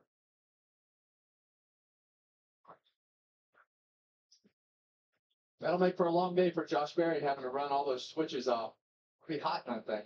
So the top 5. Yes, it will. Definitely not a cool day. Not an extremely warm day, but when you're inside the car with no cooling unit and it's still above 70 degrees like it is going to be hot. Good thing the sun's not out either. That would also hurt him. Green flag back in the air. Denny Hamlin with the launch on the restart from the outside lane. Bubba Wallace inside of row 1. Surprised Hamlin took the outside as the leader that time for the restart, but it works out well for him. Clear off of turn 2. Unorthodox to have that be the case. We haven't seen that all week. Toyota 1, 2, 3 at the front of the field. Ty Gibbs is the third Toyota in line behind the 23 and the 11. Side by side for fourth with now Daniel Suarez, Cole Custer. Custer on the outside. Custer's been in the top 10 this entire race so far, so he's had a solid run. Again, he was top 5 in practice, and I'd say he's the underdog of the race up to this point, but we'll see if that will stay true. Another kind of underdog, Michael McDowell, was running 11th for a lot of stage number 1 of the drivers who were on the fresh tire strategy as well. So we'll keep an eye out on Michael McDowell as we get further along in this one, if he can maybe sneak up into the top 10 by the finish as well. Cole Custer forced 3 wide outside, and that underdog of the race award might be slipping away. Even though we're still in the early going, he's losing a lot of position, still being 3 wide outside. Outside second line, you can kind of hold your own and lose a position once every couple laps. Not when you're 3 wide like Cole Custer is at the moment, and he just cannot get back to the bottom. We saw the same thing happen just a couple of restarts ago with somebody else in the field, Riley Herbst. But Herbst was on older tires. Unfortunately for Custer, he's on equal tires to that of the rest of the field. And now he gets shipped up the track there by McDowell with just no place to go. Michael kept his line, but being 3 wide, again, just not enough room for it. Zane Smith thought about going 4 wide into turn 1 and thought better of it. That was extremely not going to work, and I'm glad he backed out of it at the last second. Smart move by the second-year driver Smith. Former Truck Series champion. 2 Penske cars of Blaney and Logano have met each other around 11th. Logano just made the pass on the 12.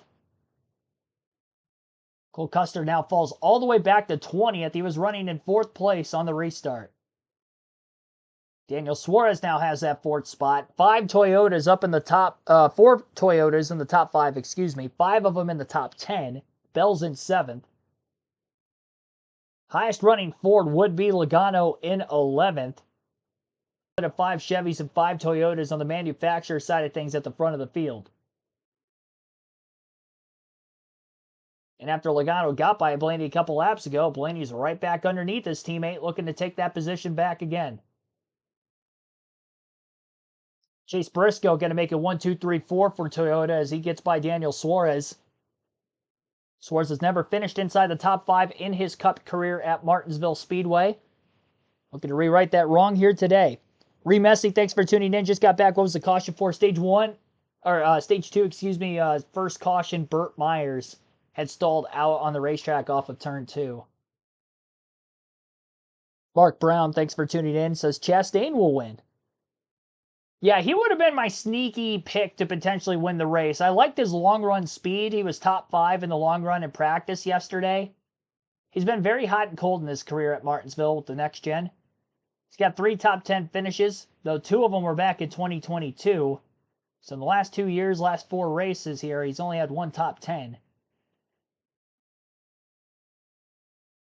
Maybe not a surprise that he's up in the 6th spot.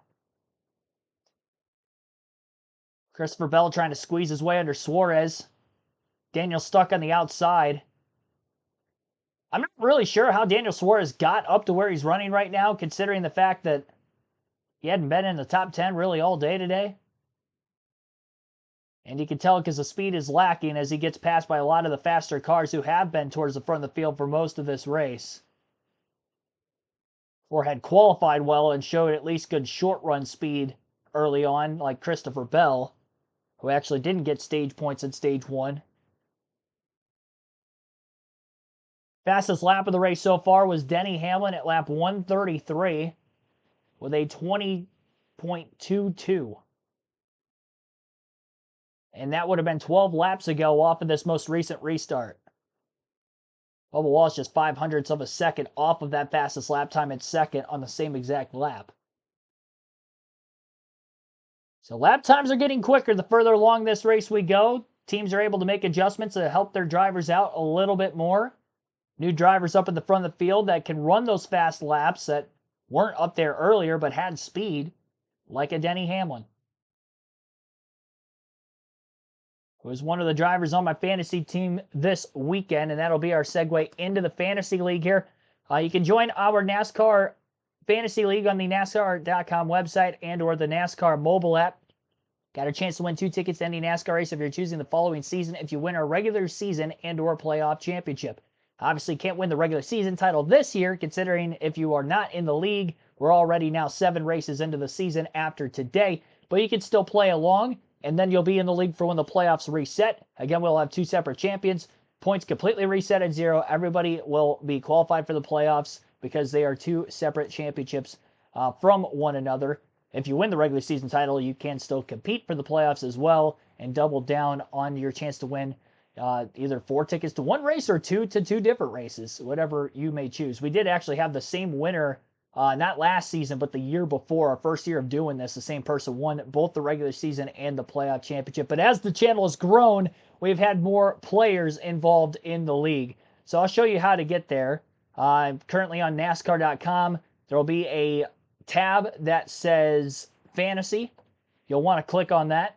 And if you're on the NASCAR app, it'll be at the top left-hand corner of the screen. You'll click on that. There will be a live tab, Fantasy Live, hence the name right here. So we'll click on Fantasy Live. Again, it is free to join. And to be in our league, all you need to do, if you win the championship to be eligible, is be a subscriber of the channel. So if you haven't hit that subscribe button, please do so as well, especially if you're in. I would hate to have you win, but because you're not subscribed to the YouTube channel, which is the easiest thing here, definitely hit the subscribe button. As far as my team this week, got Chase Elliott, who was my pick to win the race, so obviously he was going to be in it. Denny Hamlin, who is the current race leader. William Byron, who's actually struggled today. No stage points in stage 1. He's been outside the top 10 most of the race. Ross Chastain, who's up there now. Kyle Larson, who has been up towards the front of the field for majority of this race because of the pit strategy in stage 1, didn't get a lot of stage points. And Kyle Busch, who has just struggled Yesterday, he had decent long run speed. I put him in my garage pick because obviously you could sub one guy out over another before the end of stage 2. Busch is probably going to stay in my garage. Head-to-head picks, those rotate every week. You'll have 4 of them, 10 points each. And this week I had Kyle Larson over William Byron, Chase Elliott over Ryan Blaney, Alex Bowman over Bubba Wallace, and Chase Briscoe over Ross Chastain. If the race were to end right now, it'd be 2 for 4, actually 3 for 4 on those picks. Our league standings coming into the week, I am leading the way with 1,174 points, a 24-point lead over Evan 4848 with 1,150. Monster Jam X10, who won one of our 2 championships last season, trying to repeat. He is in third with 1,144. Hercules Harrigan, 1,139, was the other winner last season, and also in the top 5. And then P-Shat Motorsports in 5th with 1,097. So some newcomers up in the top 5 that we haven't seen there in the first couple years of this league, and some front runners as well. At least 29 have made a start so far in the year 2025. So there is still room to join. I think you can have up to 100 in the league, so definitely be sure to do so if you haven't yet. While they're on a full screen commercial break right now, we will go over the point standings entering this race as well. William Byron does come in as the current points leader. That's NASCARshop.com. That ain't it. I did that during the Xfinity race yesterday, trying to do the same thing. I don't know why NASCARshop.com comes up first, so I put NASCAR.com in there. A good old search engine. All right, William Byron, our points leader, coming into the race with 36-point buffer over his teammate Kyle Larson, who is our most recent winner. Larson winning at Homestead last weekend was our 4th different driver to win a race and lock themselves into the playoffs this season. He moved up 4 spots from 5th after that solid points-paying performance, but again, still 36 back. 39 points back for Alex Bowman as Hendrick Motorsports was 1-2-3 coming into the week. Highest running Toyota is the defending regular season champ, minus 55, Tyler Reddick. Christopher Bell also within 1 race worth of points, minus 58 in 5th with 3 wins on the season. Those are his only 3 top 5s though. And here today, looking relatively quick, looking to maybe click away another top 5 finish, another solid points day, keep him up in the top 5 in points. Chase Elliott, who has been up at the front on a couple of occasions so far and is still up towards the front of the field right now, is 6th in points coming into the day. Last of the Hendrick Motorsport drivers, but still a relatively good season for Chase. Bubba Wallace has impressed so far this season. Although he's only got 2 top 10s, he's qualifying well, he's scoring a lot of stage points, and here he is again for the 2nd consecutive week up in the top 3. He's currently in 2nd, finished 3rd a week ago at Homestead, scored some stage points along the way. 98 laps led, which is big for him this early in the season. We don't usually see that out of that 23 team, so he's looking pretty good on the playoff side of things this early in the year. Denny Hamlin up 4 positions after a strong run last weekend, top 5 as well for him at Homestead. He is now 8th in points. Highest running Ford in the point standings is Chris Buescher in 9th. Kind of how we saw last season, where Ford was struggling to get a win out of the gate. Josh Berry was able to get one. He's locked into the playoffs. He's 12th overall in points behind the Penske's of Blaney and Logano. Rest of the playoff order, you got Chase Briscoe 13th, Ross Chastain 14th, Michael McDowell 15th, and Ryan Preece is tied for the final spot with Kyle Busch and John Hunter Nemechek. So that is the early season point standings so far. Other statistical leaders, again, Joey Logano coming into the day with 247 laps led. He also got his 2nd stage win and was able to lead some laps already in the race so far. Also behind him on the laps led category, Ryan Blaney with 147.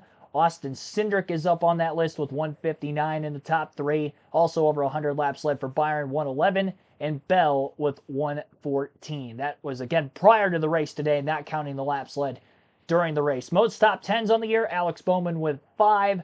Most top 5s on the season. It is a 3-way tie between Bell, Larson, and Byron, each having 3. And obviously Bell most wins with 3. And 1 apiece for Larson, Byron, and Berry.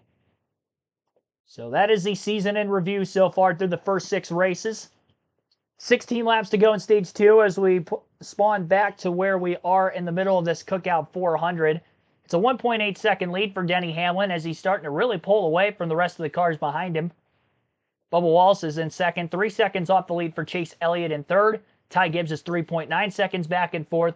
Chase Briscoe in 5th is 4.3 seconds off the lead. 4.9 back for Ross Chastain in 6th. 5.5 seconds off the lead, Ryan Blaney in 7th. Christopher Bell, 6 seconds off the lead in 8th. Kyle Larson is 6.6 seconds back in 9th, and Tyler Reddick 8.2 seconds off the lead rounding out our current top 10. Again, late in stage 2, 14 laps to go as of right now.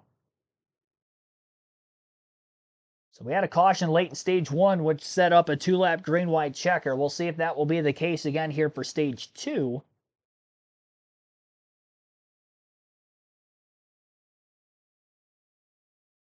Lead still hovering around 1.8 seconds. Hamlin did a good job getting out to that big of a lead. During this run, he's lapped Shane Van Gisbergen and Casey Mears. Josh Berry's still 2 laps down, and Burt Myers is still running in this race, by the way. Fell 6 laps down under the caution after stalling out of the racetrack, but luckily that car is still on the racetrack, so all 38 cars that started are still running. And because of all the early yellows we've seen so far, 4 of them about to get a 5th in another dozen laps or less, we haven't seen that many cars go lap down. We actually have 34 of them on the lead lap. And in 34th is Ricky Stenhouse Jr. doing whatever he can to try and stay ahead of Denny Hamlin. This is where Bubba Wallace is going to start to eat into the lead if Hamlin struggles to get through this heavy lap traffic, which now arises for the first time today because, again, we haven't had that long of a green flag run. This will be our longest of the race of just over 40 laps to the end of stage 2, assuming it stays green for the next 10. Hamlin tired of waiting around behind Stenhouse trying to put the bumper to him before Wallace and Elliott can close the gap. They've already closed a bit. Lead was 1.8 seconds just a couple laps ago. Now it's down to 1.3. 9 to go. Hamlin's still stuck behind the 47. He tried to move him once, didn't work. He's going to have to move him a little harder. Chase Elliott is also gaining time on Bubba Wallace as he starts to diamond cut the corner off. He floats the outside on entry and then rotates through the middle of the corner, hitting his apex to the bottom and exits high. And we've seen Elliott master that line back in the Gen 6 era. He was really good at Martinsville doing that. And now we're starting to see him use it here with the next gen, as that outside line finally getting rubbered in the middle going into this race. Helps him get a straighter drive off, as well as entering the corner just as deep as the car on the bottom.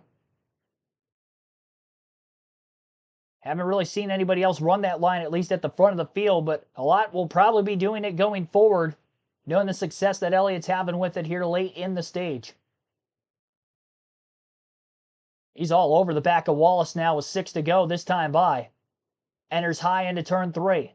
Rolls the center. Cuts to the bottom. Trying to time when getting back into the throttle so he can duck to the inside and then try to make that pass on Wallace. Now he puts the bumper to him. Wallace goes wide in the middle of 1 and 2 and Chase is underneath. And they'll stay side by side into turn 3, but Chase is clearly quicker at this point in the run. And will complete the pass off of turn 4. The lead is 1.1 seconds between Hamlin and Elliott. Hamlin was able to get by the lap car of Ricky Stenhouse Jr. after some point. And I don't know that he's going to necessarily let Elliott go when Elliott gets there, because he needs to keep up with Hamlin for when Hamlin laps Cody Ware, because then Stenhouse is going to have to battle Ware for the free pass spot. Assuming Ware goes a lap down, with 4 laps to go in the stage right now, that 51 car is still in front of the 11. But still, the lap car buffer of Stenhouse remains in front of Elliott. Wallace is still slipping back from Hamlin, as his tires are probably just cooked at this point in the run.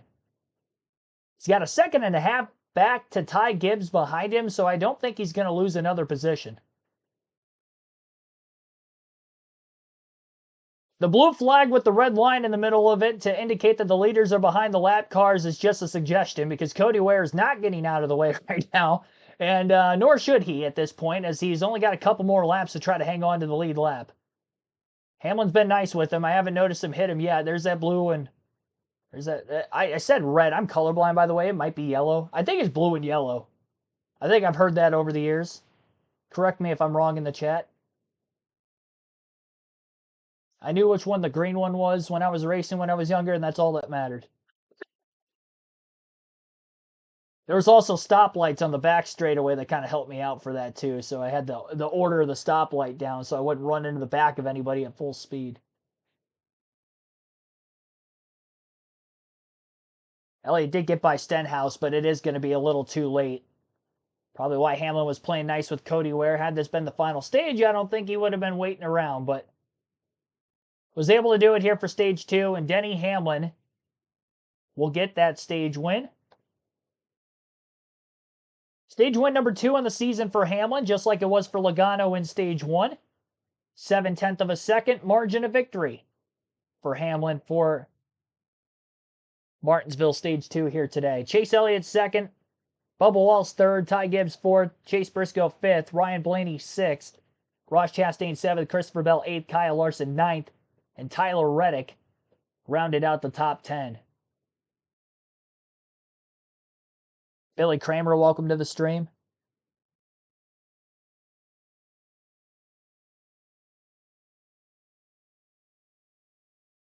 $76 likes as of right now. Our goal was to get to 100.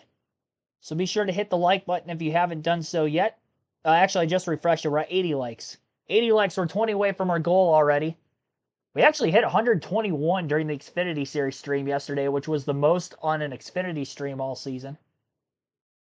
I believe it was the second most viewed Xfinity stream of the year. Top 2 were the last 2 weeks, believe it or not.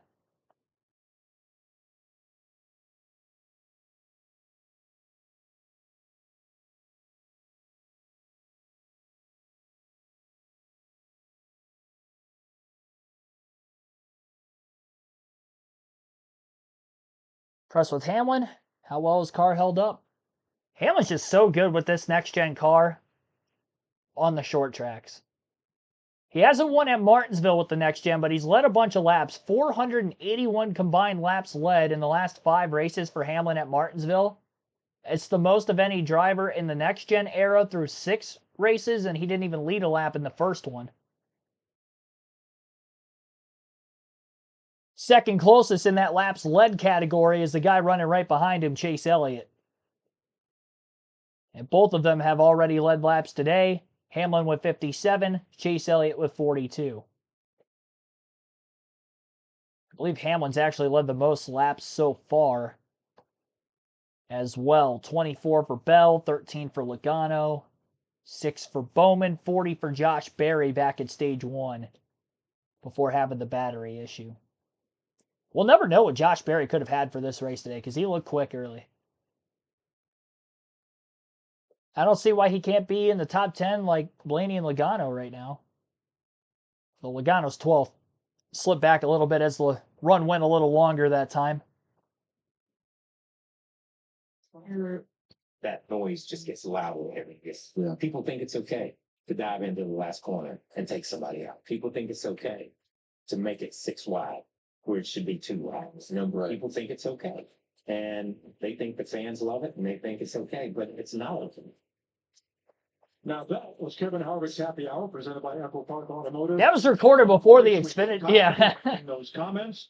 Then we had Friday's truck race here, and then we had Saturday's Xfinity race. Caution after caution after caution, and right at the end, we'll see this. Tanner Gray, Sammy Smith, coming from 3 car lengths back to dump Tanner Gray, and then half the field piles up behind him as a result. Austin Hill steals the win, the $100,000 dashboard cash, but look at the pile-up. That was a tough hit for Danny Dye, too. More to come because Sammy Smith, not only did he not apologize, he tried to justify what he did.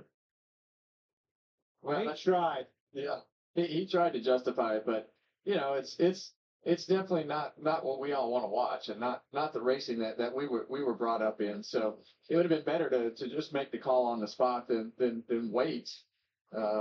You know, to penalize a move like that. So it's unfortunate that we had to watch all that. Well, I'm sorry. I said the Xfinity Series was a dumpster fire. It's not. A dumpster fire is contained. The series is not right now. So this morning, NASCAR Director of Competition Elton Sawyer said in the drivers' meeting, he referenced those 2 races, and he said the key word in the tower today is going to be respect. Yeah, but even Cal Petty, you're not wrong, right? Respect. What does that mean? All right, these kids, it isn't wrong. Usually, it works, right? And you get to pass me. There's no consequences, is what I'm trying to say. That needs to be a penalty. If it's that blatant and that outlandish, that is a simple answer to me. He should have been launched at least the last position on the score, right? For the race, at least bare minimum. That was such an easy answer and something that they were going to have to step in on. But just to say respect is going to fix it, well, then they need to get out of the way with those security guys and let those guys learn all about respect. He was talking about today's race and today's drivers who are entering pit road. Pit road's open. Tuesday is penalty day in NASCAR, and we'll all be paying very close attention. Regan. Ty gets in the 54 car. Too loose off of the corners right now, but extremely tight center is the primary problem. Asking for water already as well. And Chase Elliott in the 9 car. Car took a step tighter that run, about 25% tighter than it was the previous run. It doesn't want to hurt rear security, Jamie. Denny Hamlin and Bubba Wallace both pitted on lap 73. That was a long run for them. The 11, Denny pretty happy with it. A little bit loose. No issues in the center. Now, Bubba Wallace, like that car is on top of the racetrack. The left clear air pressure adjustment for him. Great stop for the 11 bunch. Thanks, Jamie. Tough call for Cole Custer. He was blocked from getting into his pit, had to stop after Alex Bowman's pit, and then back up to get service. So he will be at the back. We're at the end of stage 2, where Denny Hamlin has scored the stage win at Martinsville.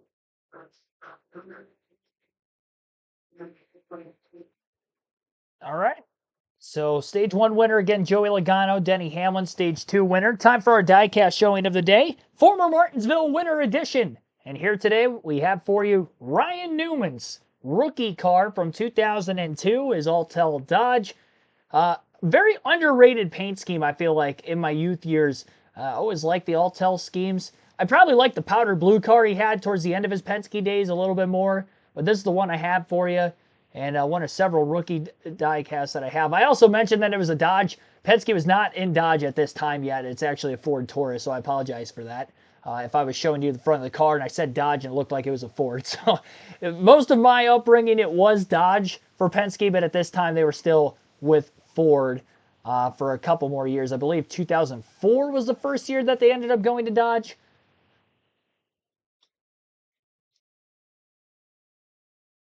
Well, there it is. Rookie Ryan Newman. Little fact about myself. The cat we had in our household when we were younger, we named it after Ryan Newman. His name was Newman. So I had a cat named Newman. Not sure why we picked that. He even had a Ryan Newman collar, too.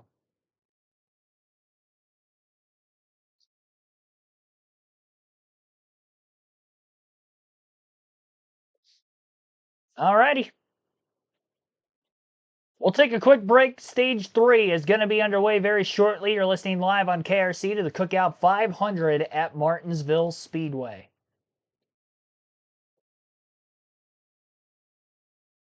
BS Country Favorites, thanks for tuning in.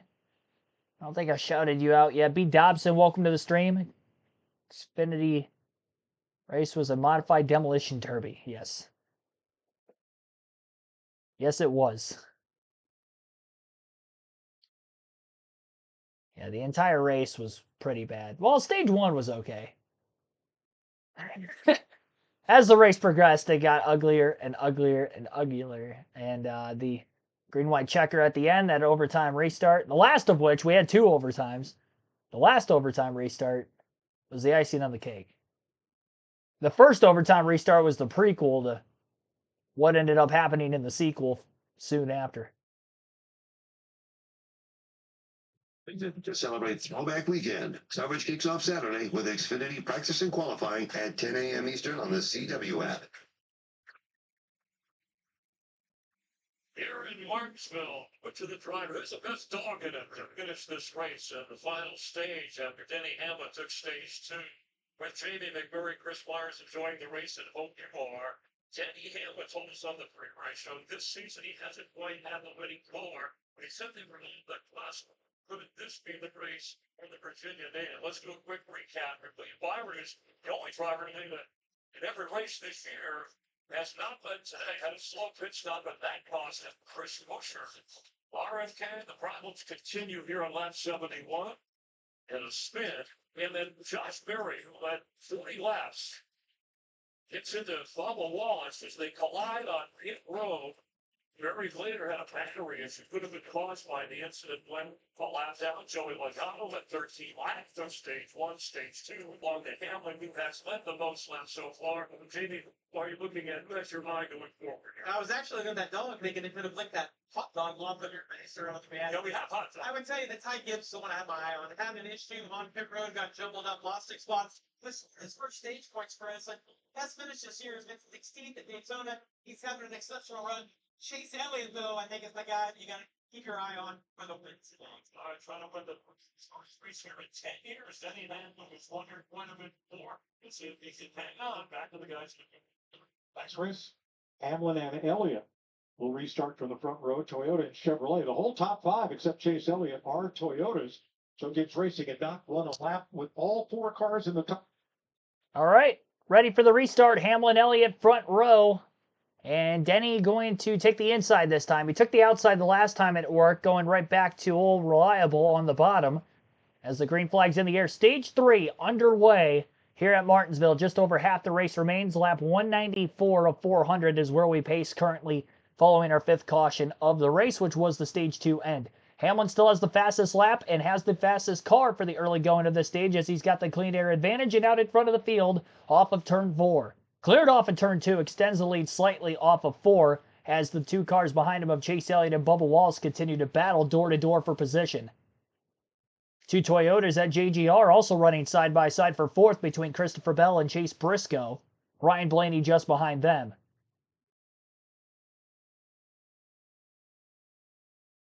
Elliott wins the battle on Wallace and quickly cuts down to the bottom. Trying not to let Denny Hamlin get too far away in the early going of the run, before trying to run him down late and didn't have enough time to get there. The lap traffic definitely aided him trying to catch up and run slightly quicker lap times at the end of the last stage. So I'm sure Hamlin still has a pretty good long run car. It will definitely be more aggressive in Stage 3 getting by lap cars than what he was in Stage 2, especially if Chase Elliott can stay closer to him. Top 10 in the running order following the restart to begin Stage 3 has Denny Hamlin in the lead, Chase Elliott 2nd, Bubba Wallace 3rd, Christopher Bell in 4th, Ryan Blaney 5th, Chase Briscoe 6th, Kyle Larson 7th, Ross Chastain 8th, Joey Logano 9th, and Ty Gibbs is in 10th.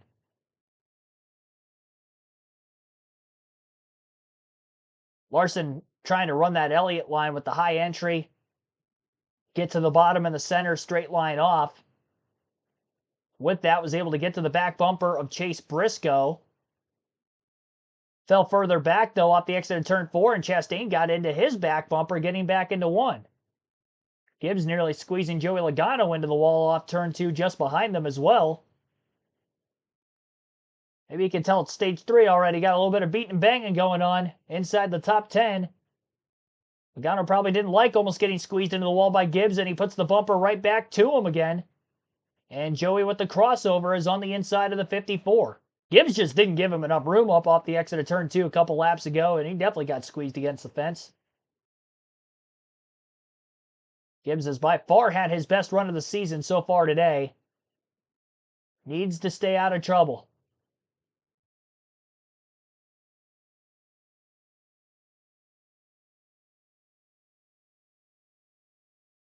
Sounds like cool shirt issues right now for Gibbs as we're under caution yet again. This time it's for Riley Herbst, who has spun backwards at lap 202.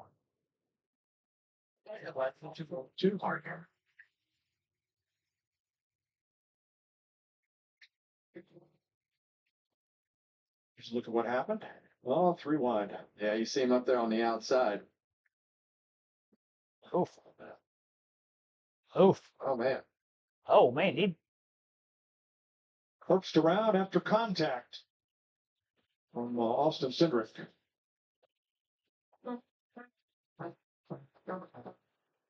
Well, 3 wide in Martinsville didn't work again. What's new? Oh, jeez. Other night, listen to Kyle Petty talk 100% right with him. Yeah, they just aired a clip from the Kevin Harvick Happy Hour podcast talking about that too, leading into talking about the Xfinity race during that last caution. I talked about it in great detail after the race last night on our live commentary stream, so if you wanted to know my thoughts on anything that happened during the race, especially at the finish, just go back to the stream from last night in the closing laps and you'll get my live reaction. Live reaction, live commentary, and the breakdown following it, all in the minutes leading up to the Austin Hill interview. Some of it was in the clip that I posted last night, but not all of it. It wasn't a full-on rant. You know, try to keep it professional. These live commentary streams. I am supposed to call this thing down the middle. But in an instant like that, I also have to call it how I see it. And I wasn't the only one upset with it. I mean, Mike Joy was calling it a dumpster fire here on the broadcast today, too. So Parker Kligerman was in great detail on the post-race last night for the CW. On the broadcast itself was talking about how he didn't like the move and it was very wrong for Sammy Smith to do that. And had a postal message out there for any young driver growing up not to do what Sammy Smith just did. Denny Hamlin has still led the most laps in the race, 78 for him. Top 5 under the caution, Hamlin in the lead, Chase Elliott second, Bubba Wallace third, Christopher Bell fourth, and Ryan Blaney is fifth. Longest green flag run of the race, just over 40 laps, and that's it. This is our 6th caution, first of stage 3, just over an hour and a half in. Probably going to be the longest 400-lap Martinsville race with the amount of yellows we've seen so far today.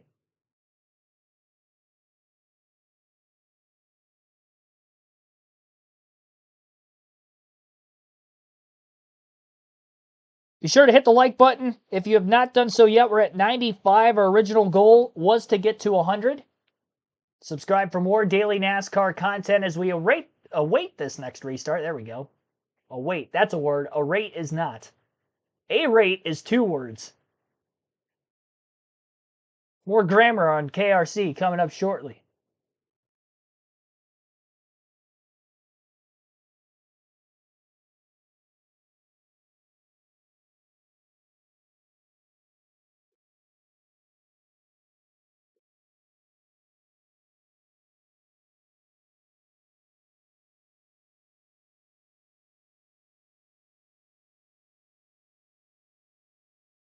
Alrighty.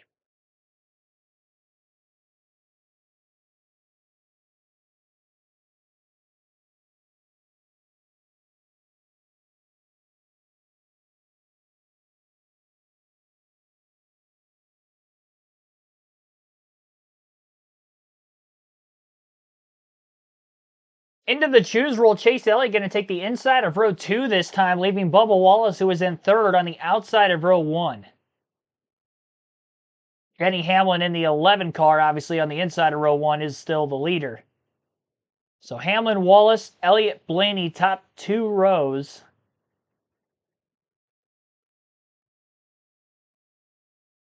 Blaney, who was in 5th, will be outside of row 2.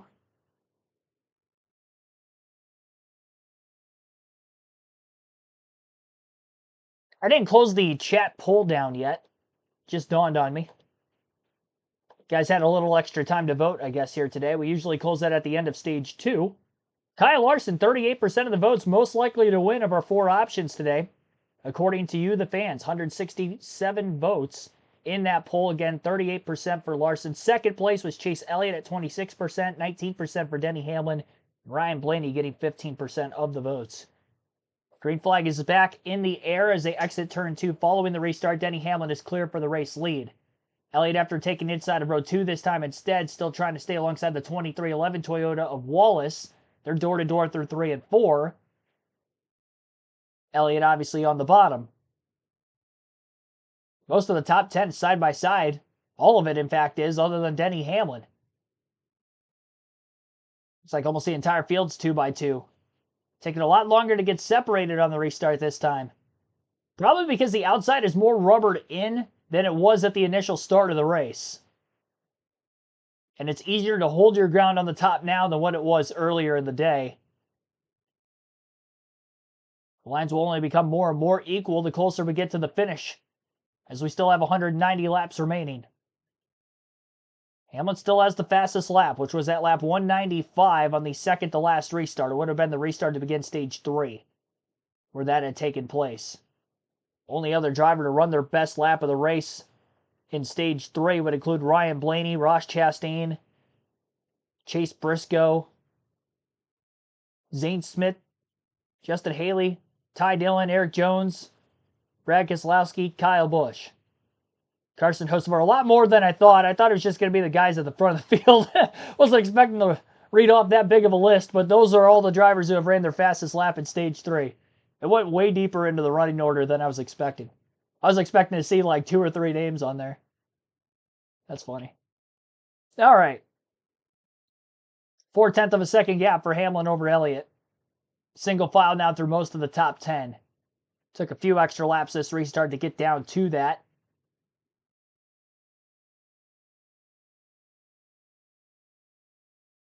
Again, just haven't seen that long Martinsville green flag run yet, where lap traffic becomes a factor. It tightens the battle for the lead a bit. We were starting to see it at the end of stage 2, and then all of a sudden the stage ended. So we'll see if we get it in stage 3. Obviously, this is the longest of the 3 stages by far today. 80, 100, and 240 are the stage splits, or 220, excuse me. Tyler Reddick and Austin Dillon side by side, leaning on each other just a bit, respectively, of course. Both cars just outside the top 10. Reddick was in the top 10 for a brief moment in the early going of stage 2. Then he faded as that final long run went of just over 40 laps to the end of the stage, and now he's parked right around 15th. Michael McDowell's been top 15 pretty much all day. He's just ahead of those two in 14th. Reddick wins the battle on Austin Dillon. Dillon jumps behind him. Goes back to trying to wear out the back bumper of the 45. Denny Hamlin had grew his lead over Chase Elliott when Elliott was in third back at stage 2 to about 3 seconds. So he fired off on the short run real well. Firing off on the short run again, this time for Denny as well, as he's got just over a 1 second advantage to Elliott, who is in second place this time. His gap over Wallace got as big of about 2.8 seconds. And then by the end of stage 2, the difference at the start-finish line to end the stage was about 0.7 of a second. Top 5 in the intervals between them right now as we stretch a little longer into this green flag run. Hamlin 1.1 seconds again ahead of Chase Elliott. Bubba Wallace is 1.7 seconds back in third. 2.1 seconds back for Christopher Bell in fourth, and Ryan Blaney's 2.4 seconds off the lead in fifth. First time Ryan Blaney has gotten into the top 5 so far today on overall race pace. He did on strategy back at stage 1, staying out of the pits after the very first caution right around lap 30, but then fell outside of the top 10 on the old tires by the end of the stage. He's driven up to 5th. It's kind of flatlined from here. He will be one to watch on the long run, as he typically is, not only at Martinsville, but in recent weeks as well, Vegas, Homestead, and you could argue the Clash early in the season. He had the best long run car as well, coming from last to second in that very short 200-lap race, which was mostly green in the main event at Bowman Gray Stadium.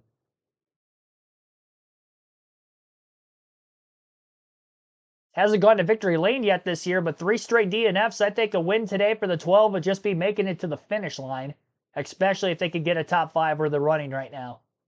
Because they've definitely had the speed to compete for wins and get top 5 finishes in recent weeks, just haven't been able to get it done. He was the points leader through the first 3 races of the season, after back-to-back top 10s on the super speedways of Daytona and Atlanta. He was one of only 2 drivers to finish in the top 10 in each of those first 2 races. Dakota, he was running top 10 until the last stage, fell back to 17th on the final restart. And then the 3 straight DNFs happened in the next 3 races, and that's dropped him from 1st to 10th in points in the last 3 races. And William Byron's led in points ever since the end of race number 4. Only 2 drivers to lead in the standings so far today. Big moment off turn 2. And a gaggle trying to get by the 60 of Ryan Preece, who is 3 wide middle into 3. Leaning on the 41 of Cole Custer. Second time he's been stuck on the outside 3 wide today. Austin Cindric on the bottom of both cars. All Fords. And Custer's able to get down into the second line behind Preece. There was contact between Preece and Bowman that started that. Preece was on the Kirby. I'm not sure if the 48 ran him down there, or if Preece had accidentally clipped it and got sideways and then made contact with Bowman. Kind of saw the aftermath of it on the FS1 cameras.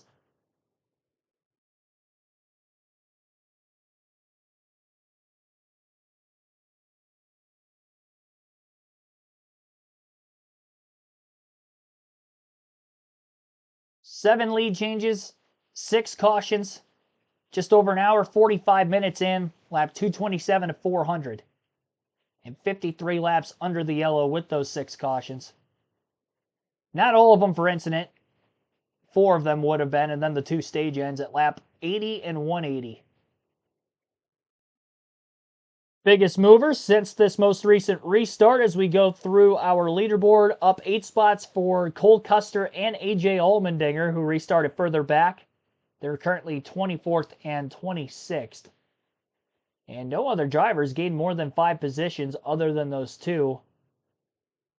And we're almost 20 laps into the green flag run. Biggest loser since the restart, Justin Haley's down 4 spots, 3 for Eric Jones, 6 for Noah Gragson, and also 6 for Cody Ware. Lap 50 of stage 3. Chase Elliott a little bit quicker than Denny Hamlin the last couple laps. Was 1.2 seconds off the lead, and now the lead's down to about 9/10 of a second. Well, we'll put a trade and paint with teammates there. Carson Hocevar, Justin Haley. Hand out the window for Carson Hocevar. Probably to indicate that that was an accident. He went wide going into turn 1 when he made the pass on Justin Haley and immediately had his hand out the window, probably saying sorry about that. He's lucky it was a teammate behind him, otherwise he was probably going to get sent.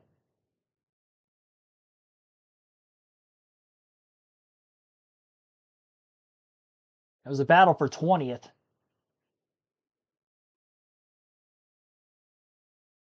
Suarez, after being up in the top 10 for a brief moment on the middle of stage 2 restart, fell out of the top 10. He is settled in 11th. Not bad. This is not one of Suarez's best tracks. Statistically, he has yet to finish in the top 10 in the next-gen era. So 11th is not a bad run whatsoever for that 99 Trackhouse team, which had pretty decent speed on the 1.5 miles, finishing second at Las Vegas 2 weeks ago, and at times was up in the top 10 at Homestead last weekend as well. Step in the right direction after the very slow start to the year through those first 3 to 4 races. Whether he had quick cars in those races or not, didn't really get the finishes he would have liked. Ran into Catherine Legg on a spin in the middle of the Phoenix race while running top 5. Coda was up near the top 10 before spinning in turn 19. After getting a little too much of the curb. The inside of the racetrack, and then Connor Zilic piled into him, knocking him out of the race then as well. Elliott's still keeping some pace right now with Denny Hamlin. Bubba Wallace, Christopher Bell on back continue to fall off of where the top 2 cars are. They're more than 2.5 seconds off the lead. It's already about a 6.5 second split back to the 10th place car of Joey Logano. So no Fords were in the top 10 for a large majority of the first half of this race. The only 2 that are up there now are the Penske's of Logano and Blaney, who are trying to keep their top 10 streaks alive at Martinsville Speedway. 7 straight for Blaney, 11 straight for Logano. And those are the 2 longest active Martinsville top 10 streaks.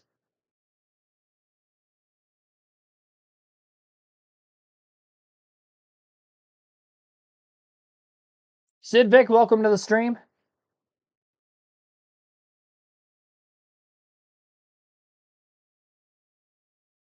See if we got to our goal of 100 likes here. We're at 99, 1 like away from our goal. Don't hesitate or wait to hit that like button, though. Long time still to go in this race. Still 163 laps left.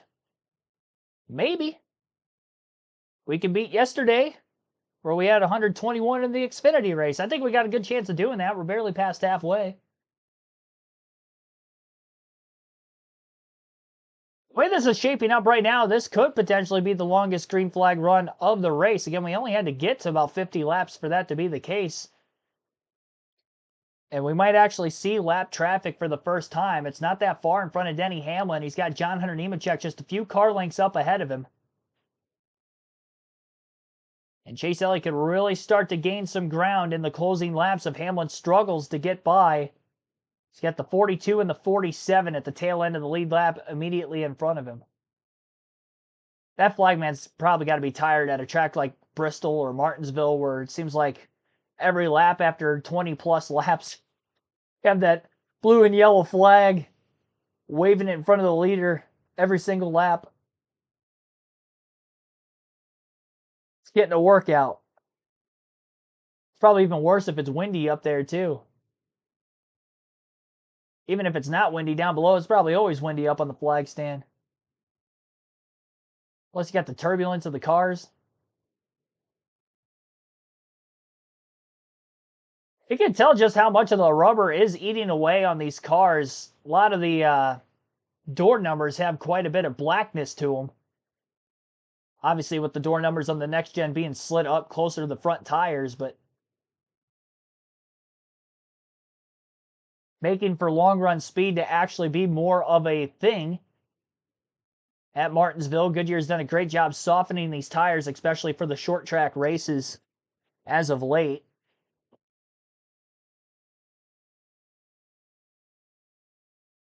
Chase Elliott is starting to gain that ground on Hamlin as Hamlin struggles to get by Nemechek in the 42 car in front of him. Brief moment, lead was down to about a half a second. It was as big as 1.2 during this stage.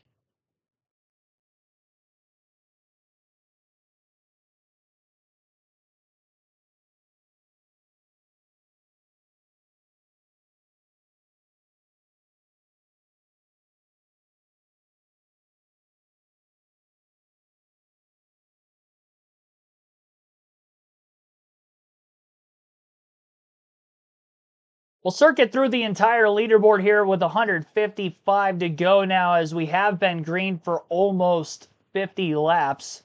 Half a second lead between Denny Hamlin and Chase Elliott. Bubba Wallace is third, 2.4 seconds back at 3 seconds off the lead, and fourth is Christopher Bell. Ryan Blaney in fifth, Kyle Larson sixth, Ross Chastain seventh, Chase Briscoe eighth, Ty Gibbs ninth, and Joey Logano is in 10th. 11th for Daniel Suarez, William Byron 12th, Zane Smith 13th, Michael McDowell 14th, Tyler Reddick 15th, Austin Dillon 16th, Ty Dillon 17th, Todd Gillen 18th, Brad Keselowski 19th, and Carson Hocevar in 20th, Kyle Busch 21st, AJ Allmendinger 22nd, Justin Haley 23rd, Cole Custer 24th, Eric Jones 25th, Ryan Preece 26th, Austin Cindric 27th, Noah Gragson 28th, Chris Buescher 29th, Shane Van Gisbergen 30th, Cody Ware 31st is the last car in the lead lap. Alex Bowman just went a lap down in 32nd. Not having a great run for himself here today after running well early on. Not sure exactly what happened to that race car, but it's not good.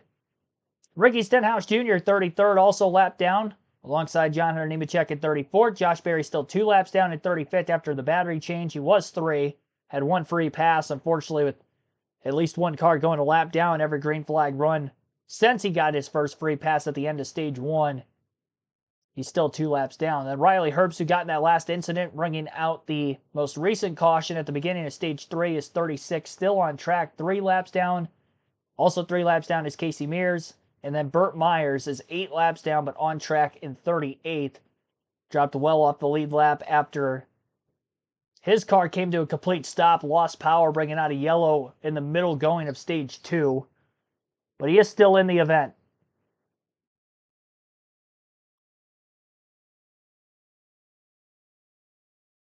Cody Ware loses a lap. Chase Elliott from second gets by him.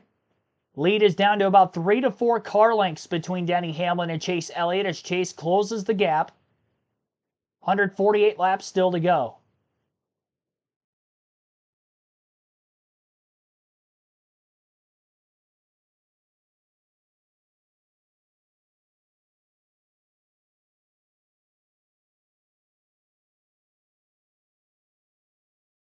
keeping the battle on. Elliott's entering the corner a little wider than Hamlin. Similarly to how he was battling Bubba Wallace for second in the late going to stage 2. Starts wide, cuts through the center down to the bottom. Straight line exit speed and getting back to the gas quicker in doing so in the back half of that corner. Can also get a little bit of clean air on the nose on entry to help his turn in to get the apex needed through the center still, despite entering as wide as he is. You wouldn't think that dirty air is as big of a problem at a track like Martinsville, but it's still going to help no matter how slow the speeds are in the middle of the corner. We've seen that issue arise with this next-gen car on these shorter tracks already before. More lap traffic in front of Hamlin. The 66 on the outside of Casey Mears losing another lap. I've noticed Casey Mears has been locking the tires up almost every corner, it feels like. I don't know how he hasn't flat spotted anything yet.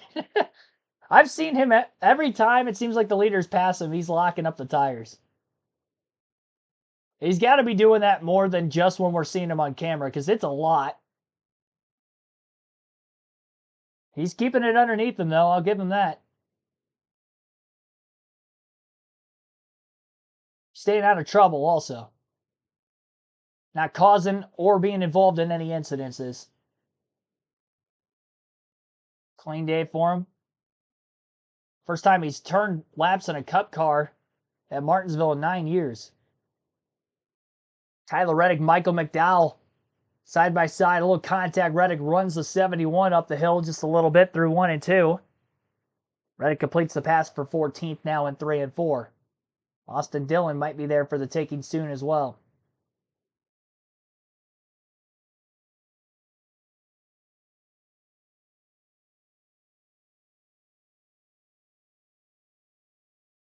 So Hamlin got to within a half a second of, or I should say, Chase Elliott got to within a half a second of Denny Hamlin. But Hamlin, after passing a couple of lap cars, most recently Casey Mears and Shane Van Gisbergen, he's now pulled back out to a 7 to 8/10 of a second lead over the 9. Once lap traffic gets heavier again, that lead will shrink. It's just about who could get through it faster between the 11 and the 9. Because they're still slowly pulling away from everybody else further behind. Kyle Larson, Ross Chastain side by side for position. That's a battle for 6th on screen. As a side by side commercial break continues, a lot of contact there. Chastain runs the 5 up the track. It looked like he slid the tires on entry. He better run away because Larson can't be too happy after that. It definitely looked like the one lost grip because of carrying too much entry speed. Endured Larson. Larson goes wide and out of the way. Next corner after that, Chase Briscoe catches the 5, and he's hanging on the left rear corner panel after Larson slammed the door shut on him a little late in the center of the turn. Briscoe was hanging in on that left rear before getting chopped off in the middle of the next straightaway by Larson. Ty Gibbs is in that battle. It's getting heated right there between 6th and 10th. Now Briscoe bumped out of the way by his teammate, Ty Gibbs, who's looking to move forward. And Gibbs is leaning on the left rear of the 19. Another bump right in the middle of the next corner. Logano trying to capitalize and get to the outside of Ty Gibbs and make a pass there instead. Gibbs log jammed on the bottom behind the Bass Pro Shops Toyota of Briscoe in front of him. Hamlin's leads back over a second yet again. Now the question is, did Elliott burn his tires up too early in the run, trying to run Hamlin down? It really is amazing if Hamlin's able to manage his tires as well as he is right now on the short run and the long run. That's what was amazing about Blaney, able to do that at Homestead last week also.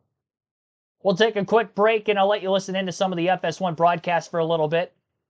Listening live on KRC to the Cookout 400 at Martinsville.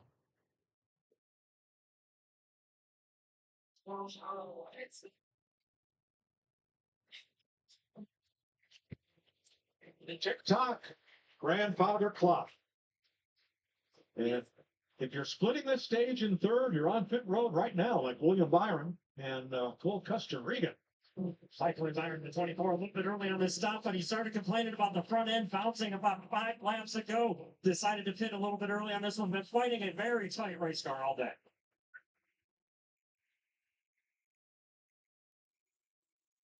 Larry? Yeah, in the garage area yesterday, I talked to probably half the crew chiefs. And on paper, splitting this stage into thirds is the fastest. But what the system doesn't tell you is about lap traffic and being out there with 37, 38 other cars. That's the variable. All right, Alex Bowman also made a pit stop. Excuse me, that was not Cole Custer. It was Burt Myers on pit road. Now Justin Haley is in. And Cody Ware, having gone a lap down, he's coming to pit road. 131 to go.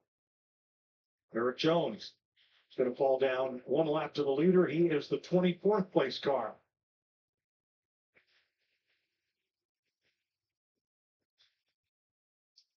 Joey Logano looks like he may finally get his first top 10 of the year. This is the deepest the defending champion has gone into a season without a top 10. Well, they've had the speed to be able to run where they need to be on the racetrack, but you look at Denny Hamlin right here. He has driven away from the 9 car, and that's what we were discussing earlier was how do we get to the end of this run and how do these cars perform and who's going to fall off and who's going to have the handling issues first. Well, the 9 drove right to him in that lap traffic, and boy, he drove off from him. Say 9's looking for a pit stop soon. Brad Keselowski on pit road. Noah Gragson coming in. And Shane Van Gisbergen. And typically when these cars fall off, they're done, right? Like you just have to slow down. You don't have an option. That right rear tire starts sliding and starts spinning the rear tires up off the corner. You got to go way slower. So you're going to see a lot of these cars that have that type of issue. But when that right rear tire shuts off, you're in big trouble. Denny Hamlin's last Martinsville win was here 10 years ago. That race was also the debut of a young driver named Chase Elliott in the Cup Series. Wow, how about that? But it doesn't surprise me. Yeah, we're sitting here listening to you tell me about right rear burning off, tire management, taking care of tires. There's nobody on this racetrack still today that does a better job of taking care of their equipment than Denny Hamlin. All right, Josh Berry just lipped into his pit, and we have caution up in turn 4 and Gisborough. Lap 275, 7th yellow flag. Oh, the wheel fell off. Yep. He had just completed a pit stop and lost the right rear. Well, there's that. So everyone who just made a stop will take the wave around. Now, as that was happening, Josh Berry came into his pits very, very slowly, made it there, and now pulls out. Berry is 3 laps down. And Cole Custer was slow in the back straightaway, then grabbed a gear and got going again. So.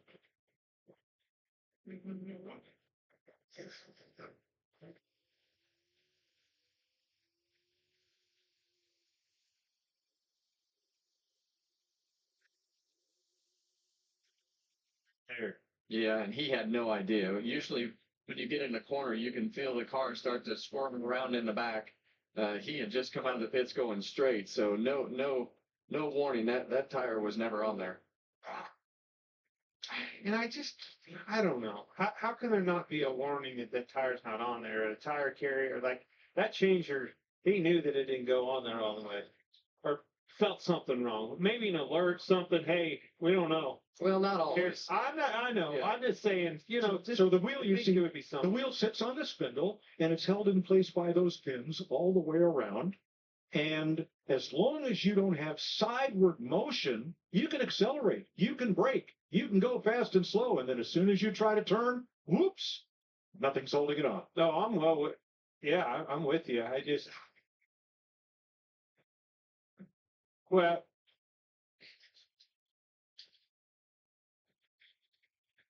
the way that is, and you can see right there, you see those notches in that lug nut right there? that has to go over the pin. We cover it all the time. Larry shows us that. But when that wheel doesn't go on, it's because the pins behind the wheel aren't aligned. It won't let the wheel go down all the way onto the hub. And this is exactly what we're going to show you. That is the keeper. If you see, if it does it, that's what happens right there. The wheel's not all the way on, so the lug nut goes tight, but it isn't tight because the wheel's not all the way on. Those pins go into dowel holes on the back of the wheel, and they get hung up in between those holes. And when it does, the wheel doesn't go all the way on. They tighten the lug nut. Doesn't take long, obviously, and that thing will fly off.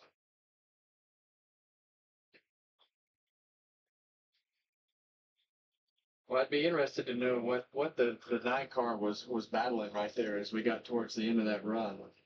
He definitely lost a lot of pace with Denny Hamlin. So Larry, we're at 278 right now. We were last up pit road at 187.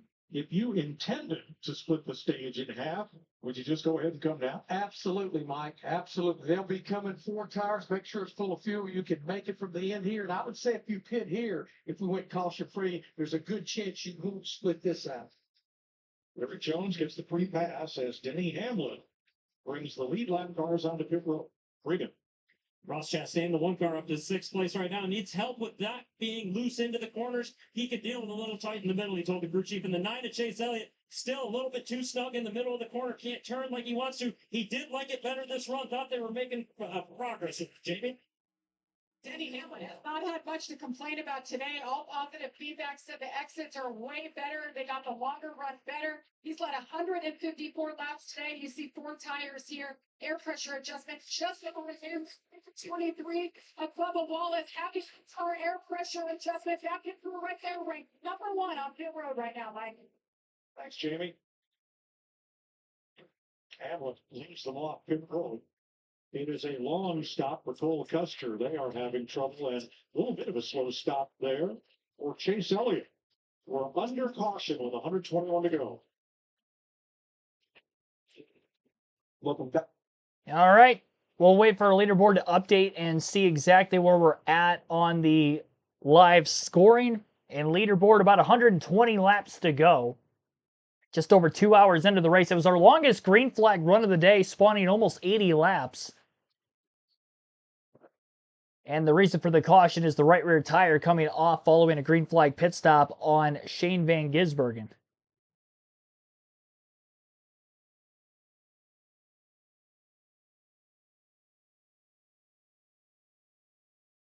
Still at the 7 lead changes. Denny Hamlin really putting a stranglehold on the field today. 155 laps led. But again, everybody so far this weekend, Truck Xfinity race, the driver who led the most laps did not win the race. Truck Xfinity Cup last weekend at Homestead. Everybody who led the most laps did not win the race. Blaney in the Cup race, Larson in the Xfinity race, and Heim in the Truck race. So I wouldn't say it's a for sure thing that Denny Hamlin's going to get the win here today. Especially when we get down into the late race restarts, you're going to see maybe more bumping on the front row. He's done a great job getting good launches to clear through 1 and 2. That's been the big key for Hamlin on these restarts and holding on to the lead, on top of obviously having a very fast race car. Short run, he's got good speed. On top of managing the tires on the long run, still has the good speed. Chase Elliott loses a couple spots on pit road, goes from 2nd back to 4th.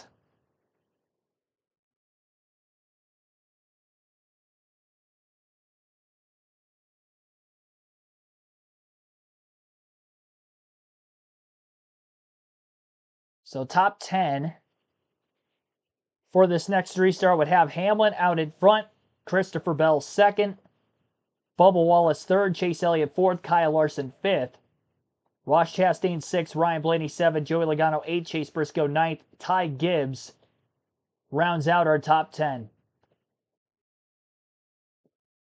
Going to take a quick break. You're listening live on KRC to the Cookout 400 at Martinsville Speedway. Almost down to the final quarter of the race.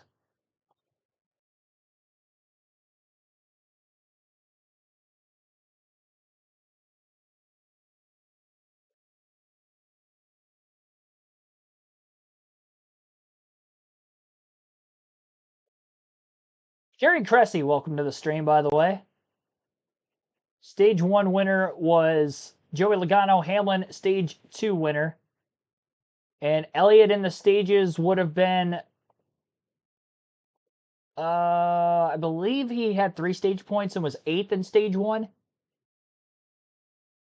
And then 2nd in Stage 2.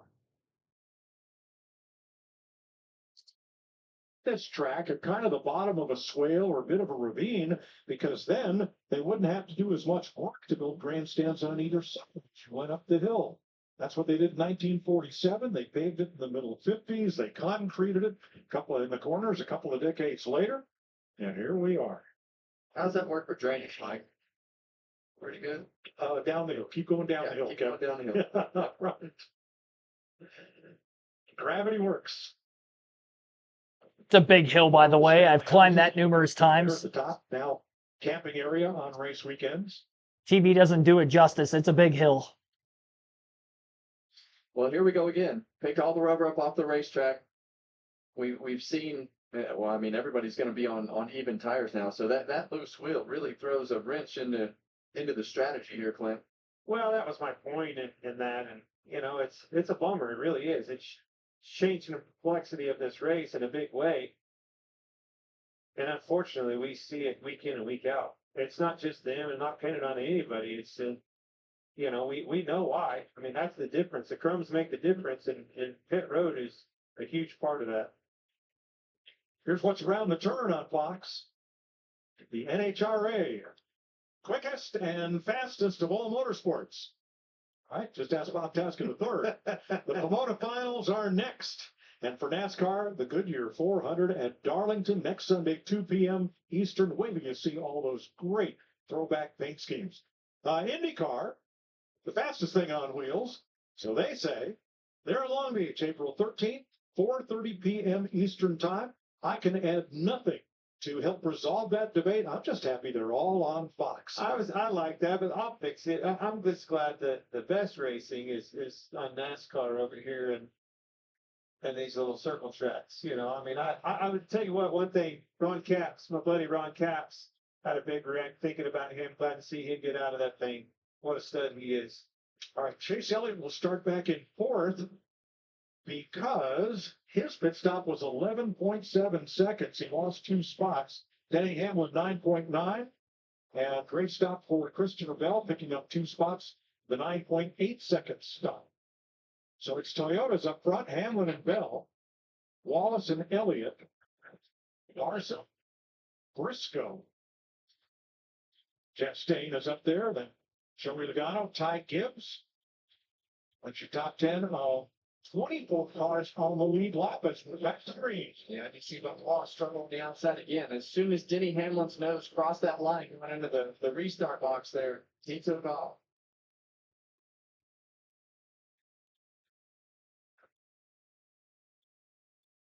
Three Toyotas on point, and Bell trying to get the better of Wallace here for second spot. Yeah, that position, he was grounding him a little bit. Bubba's going to let him go. Filing in on the bottom there. That's that choose cone rule, though. Bell chose the inside. Prevailed. Next, it's 3 Chevys. 2 from the Hendrick camp. Larson on the outside of Elliott, and then Chastain. First Ford in the race is Blaney. He and teammate Logano. Yeah, we saw Ryan Blaney work his way towards the front of the field. I really thought he would make a little bit more noise than he did that last run, but never really made any progress towards the front any further.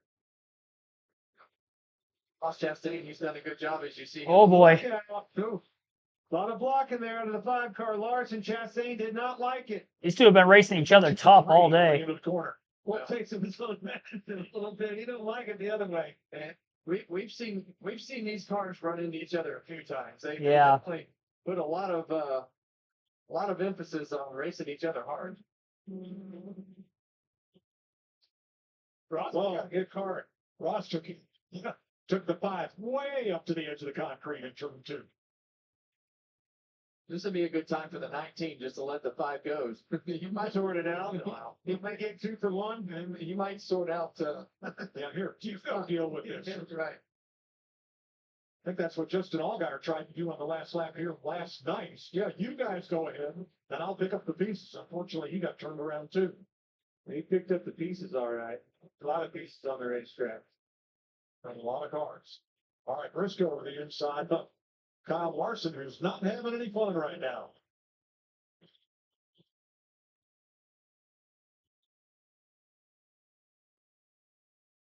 Logano behind Ben, then Blaney, then Michael McDowell has fought his way into the top 10. And a defender. Chase Briscoe, as my teammate at Stewart Haas Racing, this was always a really good track for Chase. You see it again today. We've seen a couple weeks in a row now where they put together, hadn't quite finished this race, but last week at Homestead had a nice solid day. Kind of stopped the bleeding on a lot of the things that they had go wrong at the beginning of the year. And so far today, have put together another solid top 10 performance. I like what you're saying there, and I think that's a Gibbs thing. It's a Toyota thing. These Toyotas are strong here. 1, 2, 3 right now. Briscoe running up front. It's been a Hendrick dominated track here in the last few years, and that has changed. Well, Chase Briscoe has finished top 10 here 5 of the last 6 races. And now he's going to drive away from Kyle Larson. He's got Joey Logano to his outside now. Gals, he's just struggled all day with the hand in his car. Seems like the rear end is not in the truck at all, Kevin. I've watched him. He's been loose off the corner. Got a pair of Penske cars on both sides of him now. It's just can't really find his groove, find the comfort that he looked for in that car. And Austin Dillon's going after Tyler Reddick. That's for 12th place. And wherever Austin has been all day long, Ty Dillon has been right there with him. There are the brothers. The 3 and the 2. Whoop! No, around goes Ty Gibbs. Oh, he had such a decent day going. Smith nowhere to go here. And caution waves for the 8th time today with 103. Wow. This was 11th.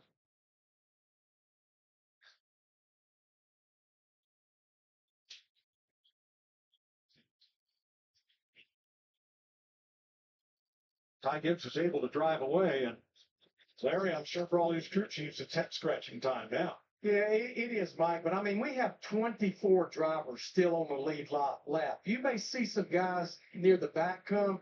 They only ran 11 laps right there. I just think we're getting to that point where track position is going to be key. Watch how far ahead Gibbs is, but he misses the corner a little bit. He's way on the outside, kind of leaves the door open, goes across back over, and a 45 was there. Unfortunately, got into it, turned him around. But he was 2 car lengths ahead going in. It obviously had some trouble getting it turned back down the hill. I don't know if he was loose or what. Yeah, and the 45 didn't cut him any slack No, there. no. Kind of got in the back of him, and then the car behind the 45 shoved him But you all don't the just, way through it. my point is, you don't narrow up 2 car lengths just, Yeah. without something happening. He got loose, had a little bit of trouble, and it was in the 45th lap. Obviously, he turned him around, but I think there was a little bit more to the story. Here's some audio from Ty Gibbs. Just read this thing up, please. Buddy, it's gonna be okay. Keep me away from that little front of the race too. And Zane Smith, you saw the 38, nowhere to go. Good bit of damage on the front of his car. Everybody scattered, but Ty Gibbs was just right in his lap as he got to the middle of turn 2.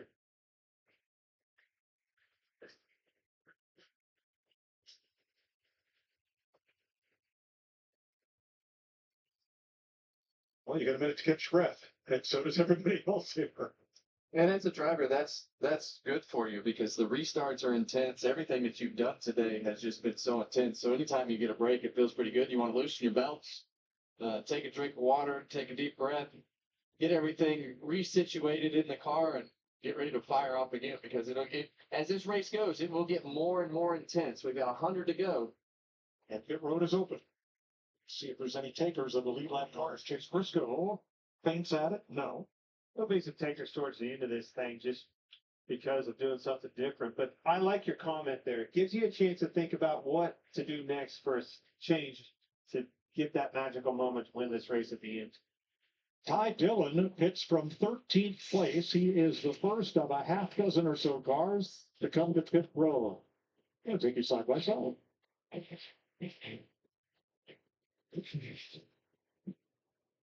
All right, 99 laps to go under caution. Pit stops currently taking place under the yellow flag. Denny Hamlin stays out as well as the top dozen. 13th place Ty Dillon came to pit road. He was the highest in the running order of those that did decide to pit for fresh tires. And as Larry McReynolds stated over the broadcast, as you heard, only 11 green flag lap fresher tires will be going on the cars that are pitting right now versus those staying out. So that's why very few hit pit road when they did. If we get a little bit more into this next run, we could end up seeing one more pit stop. If it stays green to the end, obviously everybody will be good on fuel to the end of the race from when the second to last caution was last waved. 1, 2, 3 for Toyota right now. Denny Hamlin in the lead, Christopher Bell in second, Bubba Wallace third, Chase Elliott fourth, and Ross Chastain rounds out the top 5. We'll take another break while we await the next restart. You're listening live on KRC to the Cookout 400 at Martinsville.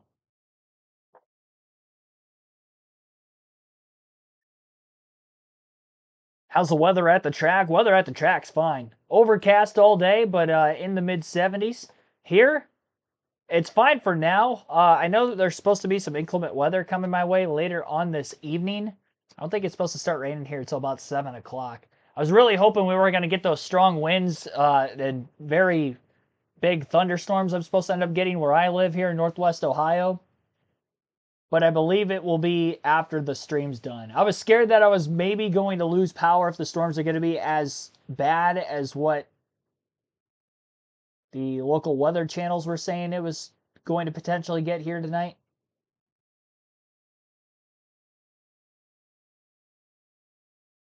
I haven't checked the weather since I got off of work at noon earlier today, so don't know.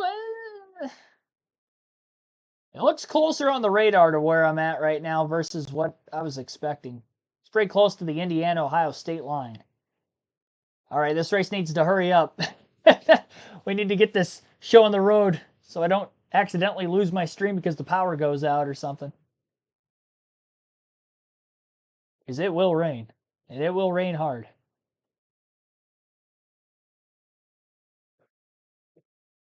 And a 17 of Chris Buescher. And we will restart with 24 cars on the lead lap. So a number of those cars that had pitted under green took the wave around, but are still a lap down. And that is from Cindric on back. Cindric, Stenhouse, Nemechek, Ware, Keselowski, Gregson, and Hale. All still one lap down. And Bowman under penalty, a lap down. However, of the 38 starters, they're all out there. Well, this can go a couple ways right here. We can go all the way to the end under green, or it can turn into just a super rough multi-caution race. So you never know how this is going to turn out. All right, Denny Hamlin, like most leaders today, will take the inside, and Bell inside with him. I did that last time and it worked, so didn't surprise me. See her try that again. Bubba Wallace up to the outside of the front row from Ross Chastain. Elliott inside, Logano outside, Briscoe and McDowell the top 10. Yeah, Bubba Wallace has struggled on these last couple restarts on the outside lane. So it'll be interesting to see if he mixes his timing up. Also interesting to watch Denny Hamlin as he comes into the restart zone. Last time he fired as soon as that nose crossed the first line. So does he mix that up or keep it consistent? Maybe that's what Wallace is counting on, a gap between Hamlin and Bell for him to drop in second place. We're about to find out. Don't sleep on Ross Chastain. It's been a minute since we've seen him this competitive. He's hungry. It's already showing aggression. All right, Hamlin gets the launch early in the restart zone as he did on the last restart. 94 laps to go. Wallace hanging with him into turn 1 on the outside. As they get to the exit of turn 2, Denny Hamlin's close to clearing and does. Middle of the back straightaway. Wallace had the gap to get down in front of Bell and hold on for second.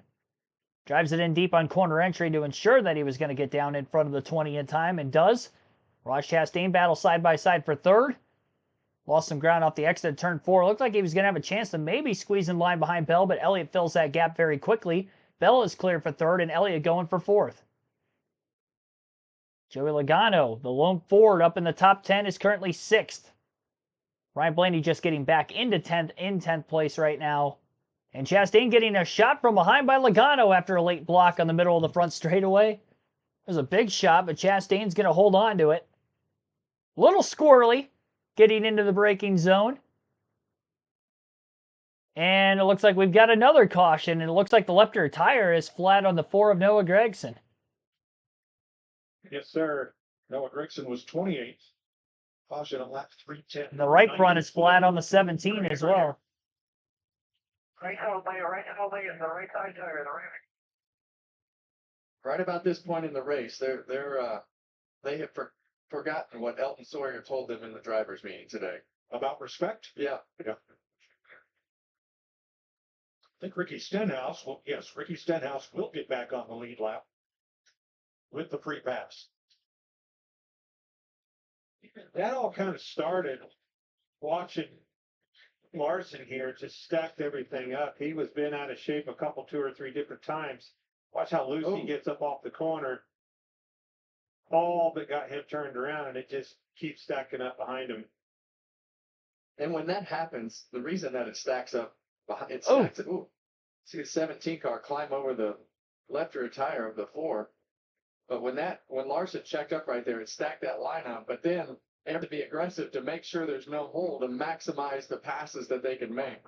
Oh my goodness. That was a big shot, Clinton. Yeah, it was. And he heard it slam back down. Going back to Larson, I mean, I was watching it started clear back here off of 4 and transpired off of eventually ended off of 2, but holy cow, these guys are getting after it. Respect? I don't know. I respected them. I guess I just didn't like them. I liked them Monday, didn't like them Sunday. Well, Busher is on the lead lap. Stenhouse will get the free pass. We'll have 25 cars on the lead lap and restart. You see the difference between cars like the front bumper, cars like Gragson, and we saw the 17 Busher a moment ago. And compare that to Kyle Larson, whose car looks like it just rolled out of the car wash. Well, or extra wet. That's the difference. Denny Hamlin's is the one you want to look at. Yeah, exactly. That's the difference between racing in the front of the pack and middle back. It is rough. It's not fun. There's nothing about it that middle of the back pack racing is fun. You can walk around these cars and know what they have for a car. If the back bumpers run over, they were in the way all day. Uh-oh. That's a voice and look. Displeasure with Gragson. You know, a little. I'm not happy with you. They're both at the tail end of the field here. Yeah. The bumper you want messed up is the front bumper at this place, not the rear. Yeah, I don't think That one's messed. that was Noah showing his displeasure with Busher He running got him over. another right front tire flat. Not very often that you see Chris Busher wound up. No. He's had a long And when day. it is, usually, I'm going to say he's right. Yeah, I guess he did get a little bit wound up at Darlington at Tyler Reddick. How about next Sunday? It's throwback weekend and the Goodyear 400 at the famed Darlington Raceway in South Carolina. Pre-race starts at 2 Eastern. Green flag at 3. It's only on FS1. Going to be tough to pick the best throwback scheme next Sunday. So fun to go back there, see the throwback schemes, but honestly, it's just a throwback racetrack. I mean, as soon as you pull on the ground, you just feel like you're in the 1950s or something. It's love it down there, love that racetrack, the uniqueness of it. Wall getting tore up. It's awesome. It's a racetrack that you go to that hasn't changed, and the shape of it is what it is. The banking has been what it is. The cars are going way faster than the track was designed for. It's narrow, it's very line sensitive, and it's easy to make a mistake. So the lady in black can reach out and grab you at any point. So what do I hear you guys are going to get to drive next weekend? Yeah, you might have to just wait and see. How about that? I'm not telling. It's going to be awesome now. Lawyer kept the cat in the bag. Now there's a first. I just hope, yeah, prayer. I hope it doesn't turn out like you and Jeff driving those rental cars. Oh gosh. That was the most fun I've ever had. I forgot about that. Matter of fact, yeah, HR, Human Resources spent a whole week on the phone after that. We don't need to talk about it. Insurance? Who needs insurance? Well, we're at 9. That's the most cautions ever in a 400 lap race here. And that's only been for a couple of weeks, a couple of years, because traditionally 2 500 lappers here at Martinsville. Tyler Reddick not having a fun day. I'm so tired. Pretty tired. Really too slow. Stay on the top, stay outside. Get to the bottom, get fast. Gotta pick it all up. Yeah, I'm already there, bud. Wash, rinse, and repeat. Welcome to Martinsville. Tempers. That's what runs through almost every driver's brain throughout this race because they've been run into too many times, can't go fast, whatever the situation is. Reddick will restart from 13th. Hamlin and All right, we're going to try this again. Hamlin, Walls, front row, green flag back in the air. Walls not as good of a launch as he did the last time to get and hold on to second place. Though a lot deeper drive into turn one might help him. No, not quite. Bell still to his inside. Hamlin backs up the entry quite a bit, getting into turn three to get the better drive off of turn four and clear at the start-finish line. 84 laps to go as Hamlin is continuing his way out in front. Bell, Wallace side by side still. Nose to nose for second. Ross Chastain driving it in deep to try to block the 19 of Briscoe. Hit the curb and washed wide. And I think that's what caused Joey Logano to spin in the middle of 3 and 4. As the caution is out for the 10th time today. Cautions breeding cautions in the late going at Martinsville Speedway with under 100 laps left. That one, it looked like Briscoe clipped the curb on the bottom of the racetrack and then washed up into the 22. And he clipped the curb on entry because Chastain threw a pretty late block going into the corner, which caused the 19 to miss time that. I don't know how much of that was, I don't think it was a respect thing there. I mean, I guess the lack of respect would be the late block by Chastain, but then the 19 hit the curb on the inside of the racetrack, and once that happened, lost rear wheel grip, and fortunately, Joey Logano, wrong place at the wrong time, and the streak of not finishing in the top 10 for Logano to start this season may continue.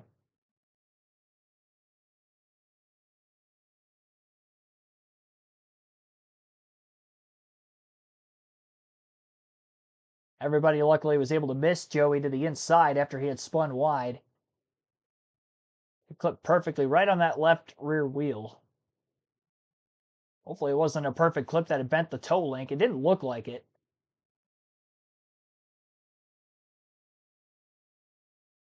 Briscoe was able to save his car. Lost a couple spots to Larson and Preece. But that was it. And it looks like actually he's going to keep his spot on Preece for when the time of the caution came out. So he only lost one position with the slide.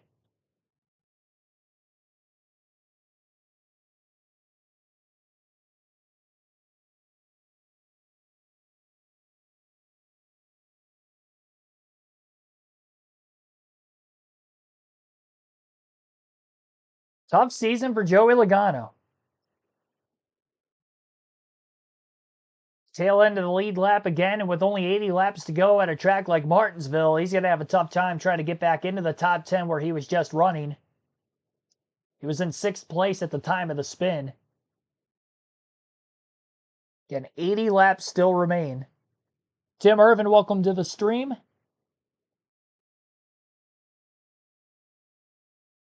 And thanks to all of you that have been watching throughout the course of our live commentary content so far at Martinsville this weekend. Truck race, Xfinity race, Cup practice, qualifying, and now the Cup race here on this Sunday afternoon as well.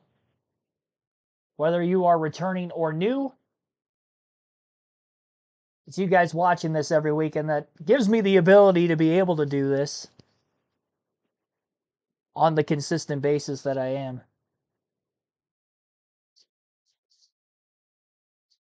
All right.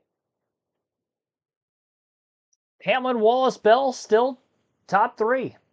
Have been ever since they had their pit stops right around 150 to go. Quite a few cautions in that stretch of last 70 laps or so, 4 of them in the last 70 laps. So they're still managing their tires relatively well.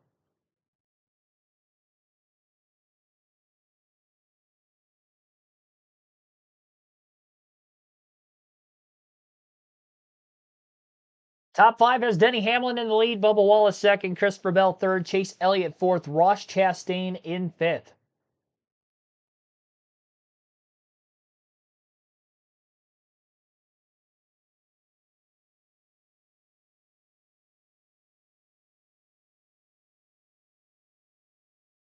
Average lap of the last caution, around 60 laps to go in the last 3 spring Martinsville races.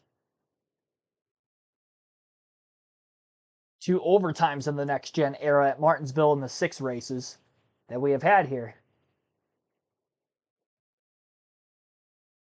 Again, this is our 10th caution. Hamlin's been leading for a really long time, so we're still stuck at 7 lead changes. Still a lot better than the Xfinity race yesterday. It's not out of hand. Not yet. I mean, if it continues at this rate, it will get there, but a little bump in the road.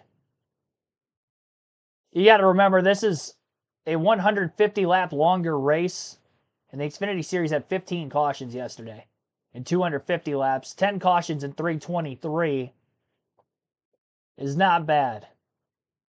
We've seen a lot more yellows, even in my youth years of watching NASCAR through the mid-2000s. I remember a race they had 20 cautions at Martinsville in a 500 lapper. So, I mean, this is relatively normal. A little extreme. I mean, even 20 and 500 is a little extreme. That was a rarity. We're only at 10.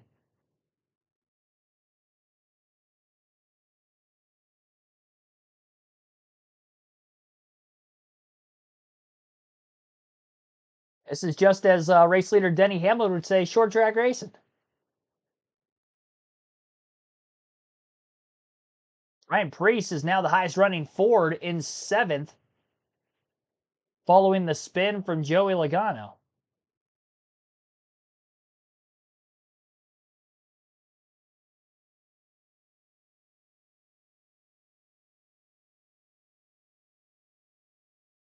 Jerry Marty, welcome to the stream.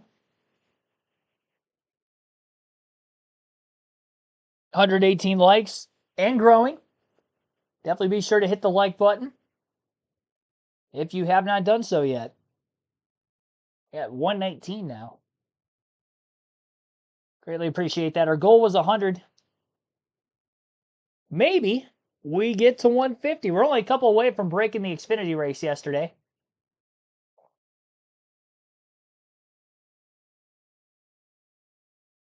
Joey Logano's top 10 streak at Martinsville is hanging in the balance with that spin as well. Again, 11 in a row coming into this race. Hamlin and Bell just now working their way off turn 4 and into the restart zone. Hamlin's gone early in the restart zone the last 2 times with Wallace to the outside. Now he has Bell on his outside. He waits to the middle of the zone before launching. Green flag's in the air. Larson from the outside row 2 looked like he spun his tires on the restart. There's a big gap between him and the 20.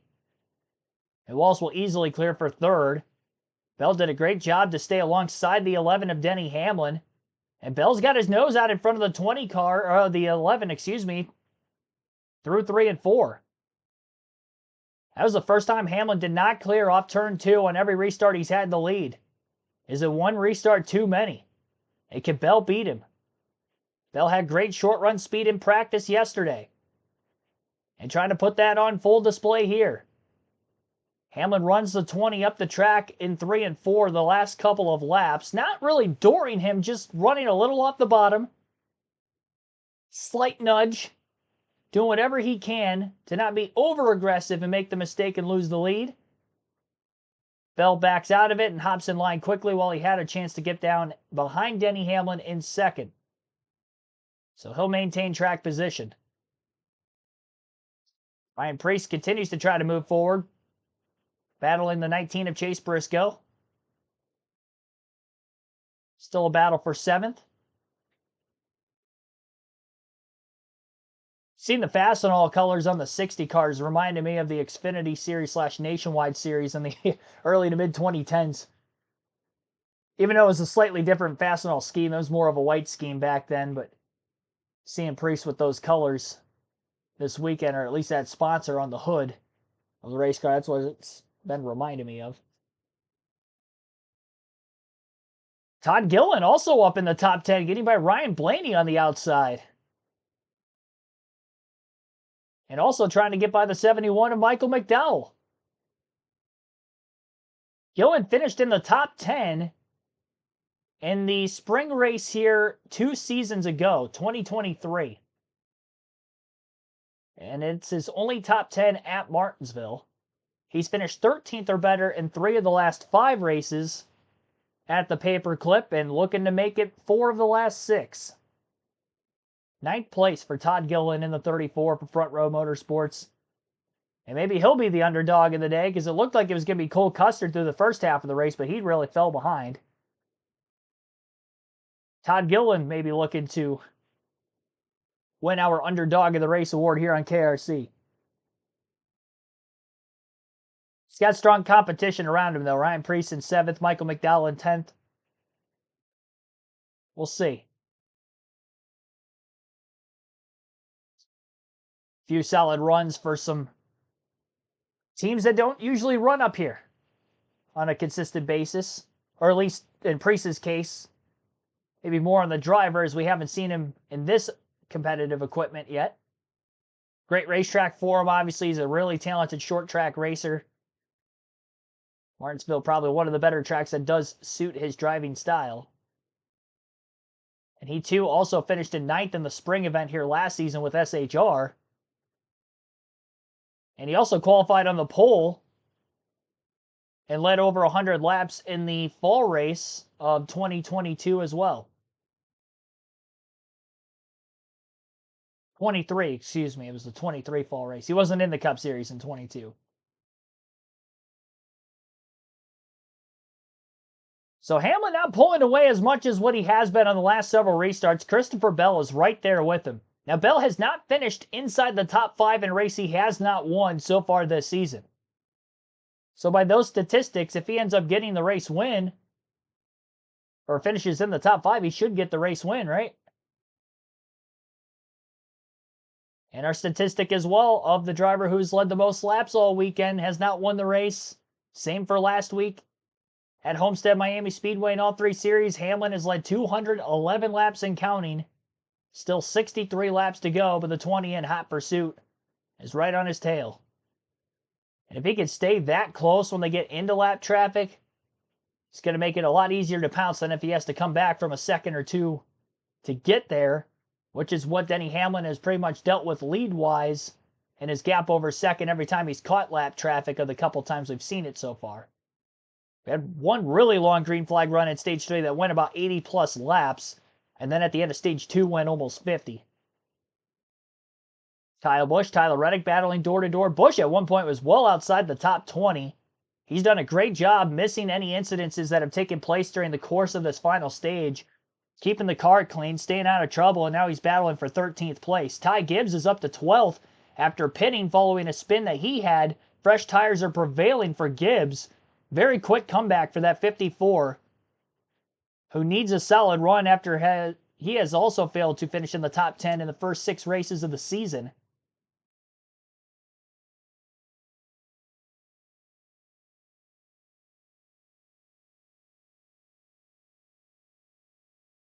Bell has not led since he qualified on the pole and led the first, I believe it was 24 laps at the beginning of the race before Chase Elliott took his first lead. 25 for Christopher. I guess he was credited leading 1 lap on the restart because he had a nose in front of Hamlin at the start-finish line. So technically he did, but hasn't outright made a pass for the lead since getting passed by Elliott. And the pass that Elliott made on Christopher Bell back at Stage 1 is the only pass we've seen for the lead under green flag conditions today. Denny Hamlin cycled out of the pits in the lead in the middle of Stage 2 and never lost it. Outside of, again, that 1 lap that Bell led on the restart by a nose, but Christopher couldn't clear him on the high side. Still sitting at 57 laps to go at the Homestead Miami Speedway. 2 hours, 45 minutes in, 10 cautions, 9 lead changes, 86 caution laps out of a 400-lap race. And again, 220 laps in this final stage. We haven't had a NASCAR on Fox crank it up yet today. Are they doing that right now? And they used the whole rest of the race as a test session. Kept coming in, changing. Nope, they're not doing it yet. The way the camera panned the way it was, I thought we were getting to crank it up. We haven't had to crank it up yet this week. What are we doing, Fox? They did this last year, too, where it seemed like some weeks they'd do it and some weeks they wouldn't. I'm surprised they didn't do it during that 80-lap green flag run. That would have been the perfect time to do it. It's not too late. There's still 55 laps left. There was one race last year. They did it with like 10 laps to go. I think it was on a road course. It might have been Coda early in the year, but that was so strange. 10 laps to go. We're battling for the lead. Let's crank it up. It's like, okay, that's a weird time to do it. And some weeks they don't do it during green. They do it on pit road instead. I don't know. Definitely isn't the way it used to be. I can tell you that much. Chase Elliott finally got back by Kyle Larson several laps ago. Larson got ahead of him on the restart for fourth. Chase is now back into fourth himself, and he's keeping up with these Toyotas in front of him. He's still only 1 second off the lead. He really started to fade on that 80-lap green flag run for about the last 10 laps of it before the caution came out for Shane Van Gisbergen's right rear tire coming off following a scheduled green flag pit stop. SVG tried to short pit. He has since 5 laps down in 35th, but still on track. And everybody who started the race today of the 38 are still in the race despite the fact that we have had 10 cautions. Burt Myers and Casey Mears are both 10 laps down. You know, we had some fans of Brock Beard in the chat earlier, probably still are here. Last car is very much up for grabs still with 50 laps to go. Bell starting to run the wider line that Chase Elliott was running, trying to get to Hamlin's back bumper at the end of stage 2. He's doing that now with 50 laps to go for the race win. And Hamlin kind of floated wide more in the middle of the corner. So complete alternate line to that of the 20 of Bell. And that actually helped him because that last lap, Hamlin was a bit quicker. Austin Cindric, very slow, back straightaway, has a problem. Actually, he's just leaving pit road, so his problem was just a couple laps prior. Not sure what exactly happened there to Cindric, but he had to make an unscheduled stop. And that's going to drop him 3 laps down in the running order to 32nd. Tough break for the 2. Joey Logano, after his spin, bringing out the most recent caution, is up to 17th on the fresh tires. Ty Gibbs, as I mentioned, got to 12th, but he has stalled out. He's still in 12th. And we haven't seen a pass for position inside the top 10 since Elliott passed Larson for 4th.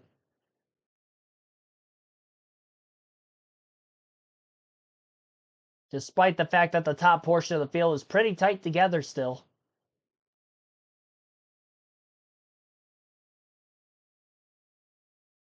Getting closer to Hamlin, entering lap traffic yet again. Just a couple cars up ahead. And then there will be another bigger gap before the heavy lap traffic. Logano underneath Kyle Busch for 16th. Logano wraps the bottom. Not quite clear of Busch yet. Busch way wide into turn 1. And Logano is closer to clearing, but Busch with the straightaway speed down the back. Logano trying to slide up again. Now he's clear off turn 4. Took him an extra corner, but he does complete the pass. Cody Ware just lost another lap. Burt Myers going to lose a lap. There's those couple lap cars I was talking about a few laps ago. 43 to go for Denny Hamlin, who has led over half of the scheduled distance laps already with still 43 laps remaining. He's led now over 500 laps, actually over 600 laps in the next-gen era at Martinsville. Which, again, coming into the day would have been most of any other driver, which was just over 480. Another 220 there. I guess he would be up over 700 laps led. And they're all in the last 6, too, because he didn't lead any laps in the first race, as I mentioned earlier in the stream. 2:33 is the amount of laps led for Hamlin so far. Bell's known to have good long-run speed on other racetracks, but for some reason Martinsville has not been the case other than the one back in 2023. Bell's only finished inside the top 10 3 times in his career at Martinsville Speedway. His only top 5 was that win in the fall race of 23. So despite the fact that he is a former winner here, definitely not one of Bell's better tracks. But here he is in second, and that's kind of been the way of the season for Christopher. He's either competing for the win or he's nowhere near it.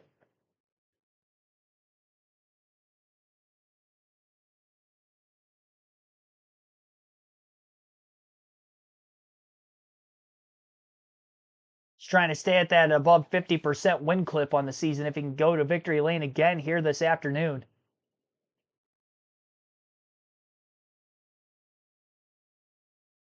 Biggest separation between positions in the top 10 would be 5th place to 6th. Kyle Larson has a 2.5 over Ross Chastain. And Chastain only half a second ahead of Priest behind him. Last lap by Ross, 21.2. Leader Hamlin, 21.1. Just goes to show how tight the lap times are with the drivers at the front of the field. That's why we haven't seen a lot of movement since the last restart, other than Elliott getting back by Larson, which is now over 20 laps ago.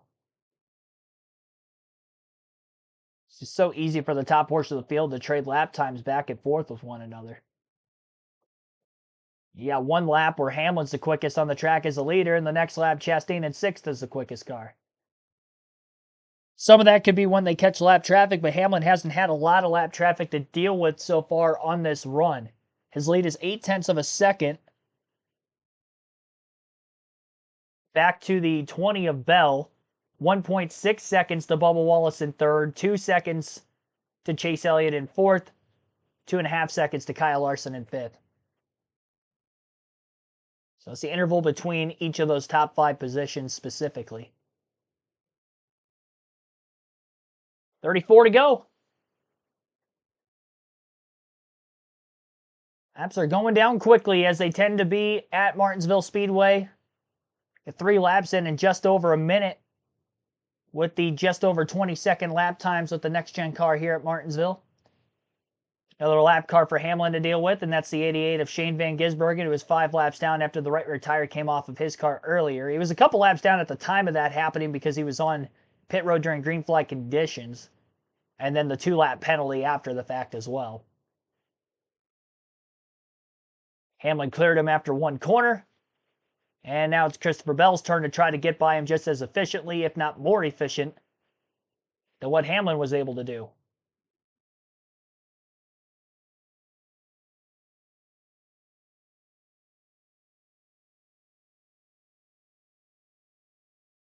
I don't want to curse it right now, but the driver I picked to win the race I think this would be the 4th consecutive race. They finished in the top 5. If Chase Elliott can finish top 5, he's been running there all day. I'm keeping track of my average finish for the driver I picked to win. Oh, I forgot I picked Logano at Phoenix. Never mind. Yeah, he finished 13th that day. Well, it'll be the 4th top 5, just not in a row. Got an 11.3 average finish for the race win prediction. It would be a lot lower than that, but I also picked Logano to win the Daytona 500, and he finished in 35th, I think. Yeah, 35th out of 41. So that really hurt my average finish early in the season. So it's slowly getting better week to week to week. Bubba Wallace and Chase Elliott are losing time on Bell and Hamlin, who are pulling away. Hamlin just put Cole Custer another lap down. He's got John Hunter Nemechek right in front of him. Not sure exactly how many cars are on the lead lap. 27 cars on the lead lap. So all the drivers he's trying to get by right now have not been put an extra lap down except for Nemechek, who's about to go a lap down right in front of Denny. So he's going to battle him a little harder than maybe some of the other lap cars were with the 11. 3 wide now with Burt Myers up on the outside. That really costed the 11. It's hard to get back into the gas when you want to. The car to your outside, and you have 2 of them up there. It's even worse. And that was the best thing that could have happened to Christopher Bell as he makes quick work of Cole Custer. And the lead's down to 0.6 of a second with 25 to go this time by. Hamlin still can't clear the 42. One Toyota slowing down another. Bell within 0.5 second of the lead as Hamlin's finally clear of Nemechek off turn 4. Cindric's car going back to the garage. He made an unscheduled pit stop a little earlier in the stage. Unfortunately, going to the garage now, whatever the issue was, has not been resolved. And he might end up with the last place finish today for NASCAR. He's scored in last now after Burt Myers has surpassed him, so he must have been sitting on pit road for a while before they pushed his car back to the garage, deeming a terminal issue. So Cindric will be the first DNF of the race in the late going. All right, after Hamlin got by Nemechek, he's extended the lead back to 1 second over Christopher Bell. It was down to about 0.5 second for a lap or so. So Hamlin's pace is definitely the quickest. The only thing that could cost him here is a caution with another restart and or lap traffic. Logano battles Reddick for 13th as he tries to keep his top 10 streak alive. He's still 2 seconds behind the 10th place car with a few lap cars as well as lead lap cars in between him and Blaney. I don't know that he's going to get there. Although he does have slightly fresher tires, so I guess it's not impossible. 22 laps for the 22 to keep the top 10 streak alive. But if he gets by Blaney, then that means one of their 2 top 10 streaks is going to come to an end at Martinsville. Bell now 1.2 seconds off the lead, and consistently slower lap. That last lap, a 21.2 for Hamlin, 21.4 for Bell. Hamlin's been running 21.1s, 21.2s majority of this run. Everybody else that was running those 21.2s to keep up with Hamlin for a while, now they're fading, seeing a lot of 21.3s and 4s through the rest of the top 5.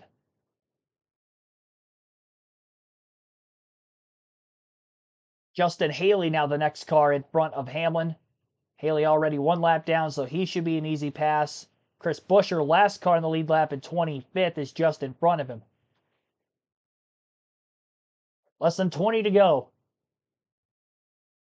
Nebraska, welcome to the stream.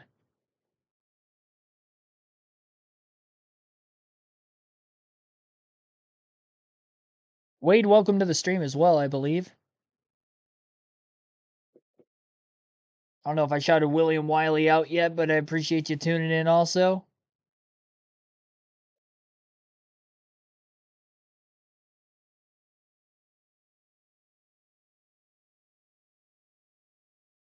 I feel like there's going to be a caution.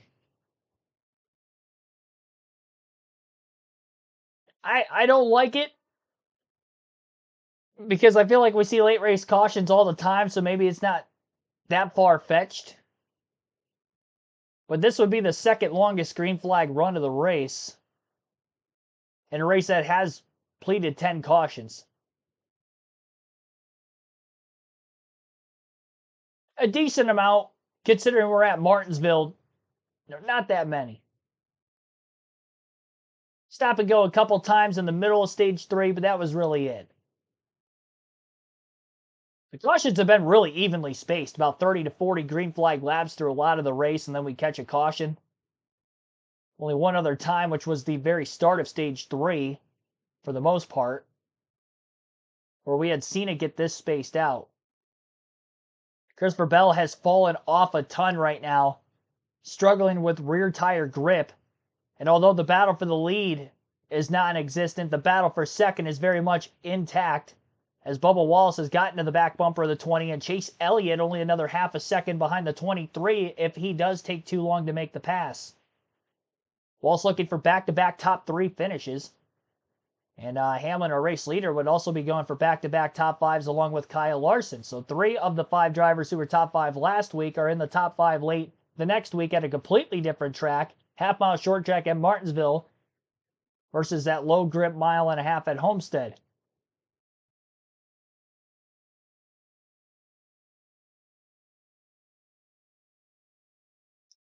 Wallace with the higher line on entry, half a lane wider than Bell. Bell running a little bit off the bottom on entry as well, trying to take a little bit of that line away from the 23. A lot of lap cars right in front of Christopher, one of which is the teammate of Wallace, which would be the 35 of Riley Herbst, really got in his way. Bell got to the back bumper of him. Wallace going to play nice with the 20 car into 3 and 4. He had a chance to get into him there, and he didn't really do it. And the longer he takes to make this pass, Chase Elliott has now closed that gap immensely. Nobody's catching Hamlin if it stays green. He's now 3 seconds ahead of second place with 10 to go. 20, 23, and the 9 in the battle for second are very tight. And if he can get the second and a caution comes out, that's 1 spot further than the front for a restart and or pit stops, whatever happens. I would imagine the very front runners would stay out. Even as old as the tires are, if a yellow were to come out, because we'd only have a couple laps to go, you would just have to hope you'd get more cars to stay out with you. Tough decision if you're the leader, but I think you would have to stay out. Because you're probably not going to win it from 8th with like 2 or 3 to go. I know Austin Hill did that yesterday, but that was because it was a wreck. I don't think that that's going to happen in the Cup race. Hill won from 7th place on that last restart.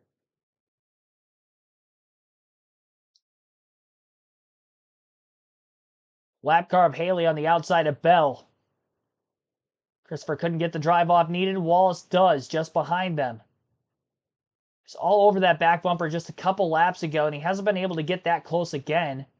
Wallace slides the rear tires quite a bit off the exit of turn 4 as he struggles to get by the 7 his own right, and Chase Elliott now through the center of 1 and 2 passes Haley. Very first corner he caught him.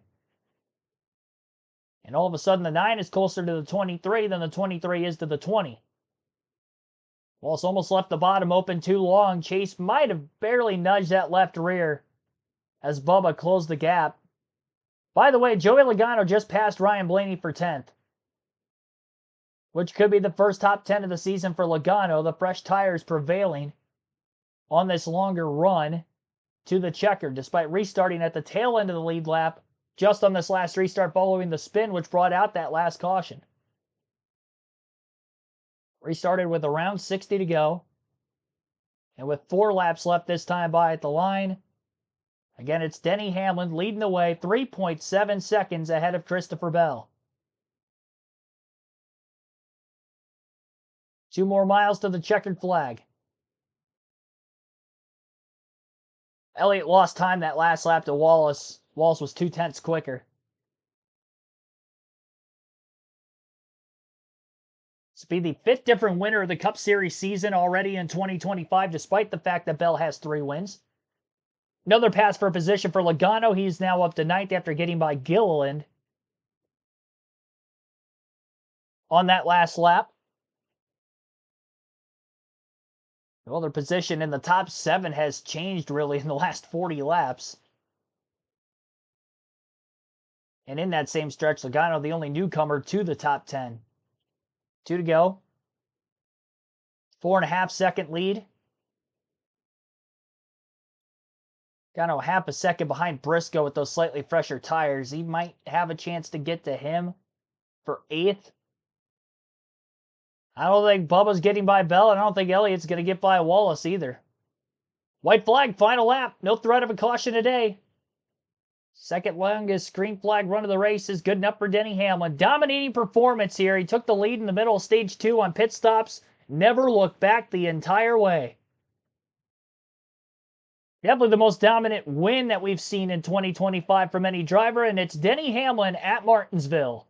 6th time in his NASCAR Cup career he has won at the paperclip, and the first time in 10 years.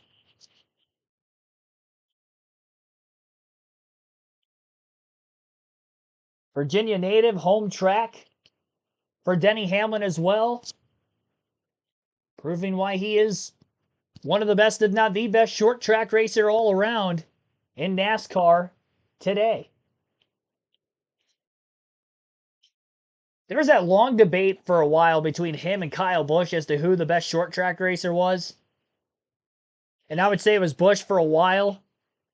Busch going to RCR. Hamlin continues to win short tracks. He's won Bristol a couple times with the next gen. He's won Richmond a couple times with the next gen. He hasn't won at Martinsville despite being a 5-time winner with this car until today. Denny Hamlin is your race winner. I chose the wrong guy. I had Elliott. He ended up 4th. Respectable top 5 run. But Hamlin clearly had the best car. He had the best drive. And he gets the win. Well deserved. 274 laps led today for Hamlin out of 400. 3 hours, 5 minutes, 10 seconds total time on the race. 9 lead changes, 10 cautions, 86 caution laps.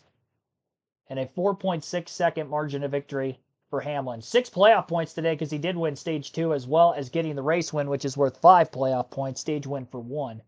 Christopher Bell started on the pole, finished in the 2nd place position, led 25 laps. Bubba Wallace ends up 3rd. Chase Elliott 4th, leading 42 laps.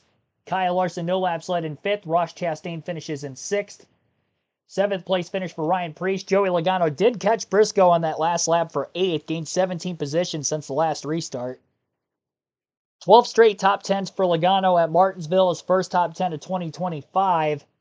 And also for Joey, he did win stage 1. He picked up a playoff point today as well. So all around good points day for him. Chase Briscoe finishes 9th. Todd Gillen gets our underdog of the race award, rounding out the top 10 in 10th.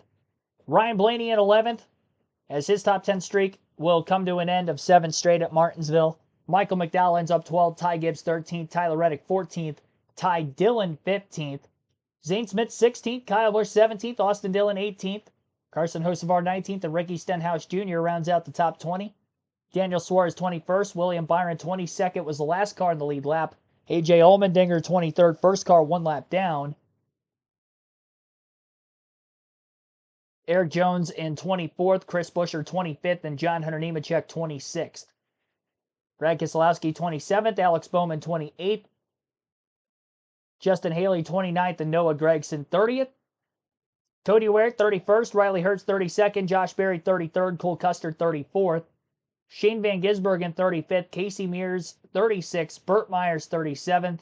And Austin Cindric was the only driver that failed to finish the race. Had a mechanical issue late in stage 3. 37 laps down for him.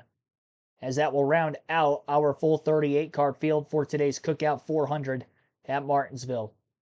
You'll get to hear from race winner Denny Hamlin shortly as we continue on with our live commentary coverage in our post-race show of the Cookout 400 at Martinsville.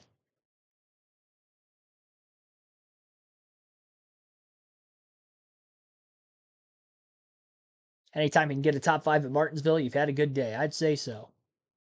Tough little racetrack. We go to another tough little racetrack next week at Darlington for Throwback Race Weekend. And I'll have our start times for the Truck Xfinity Cup Series as well as Cup practice and qualifying shortly.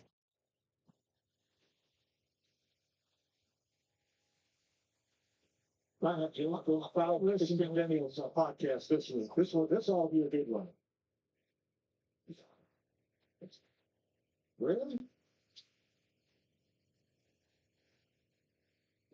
He was headed in such a good direction. Everybody liked you.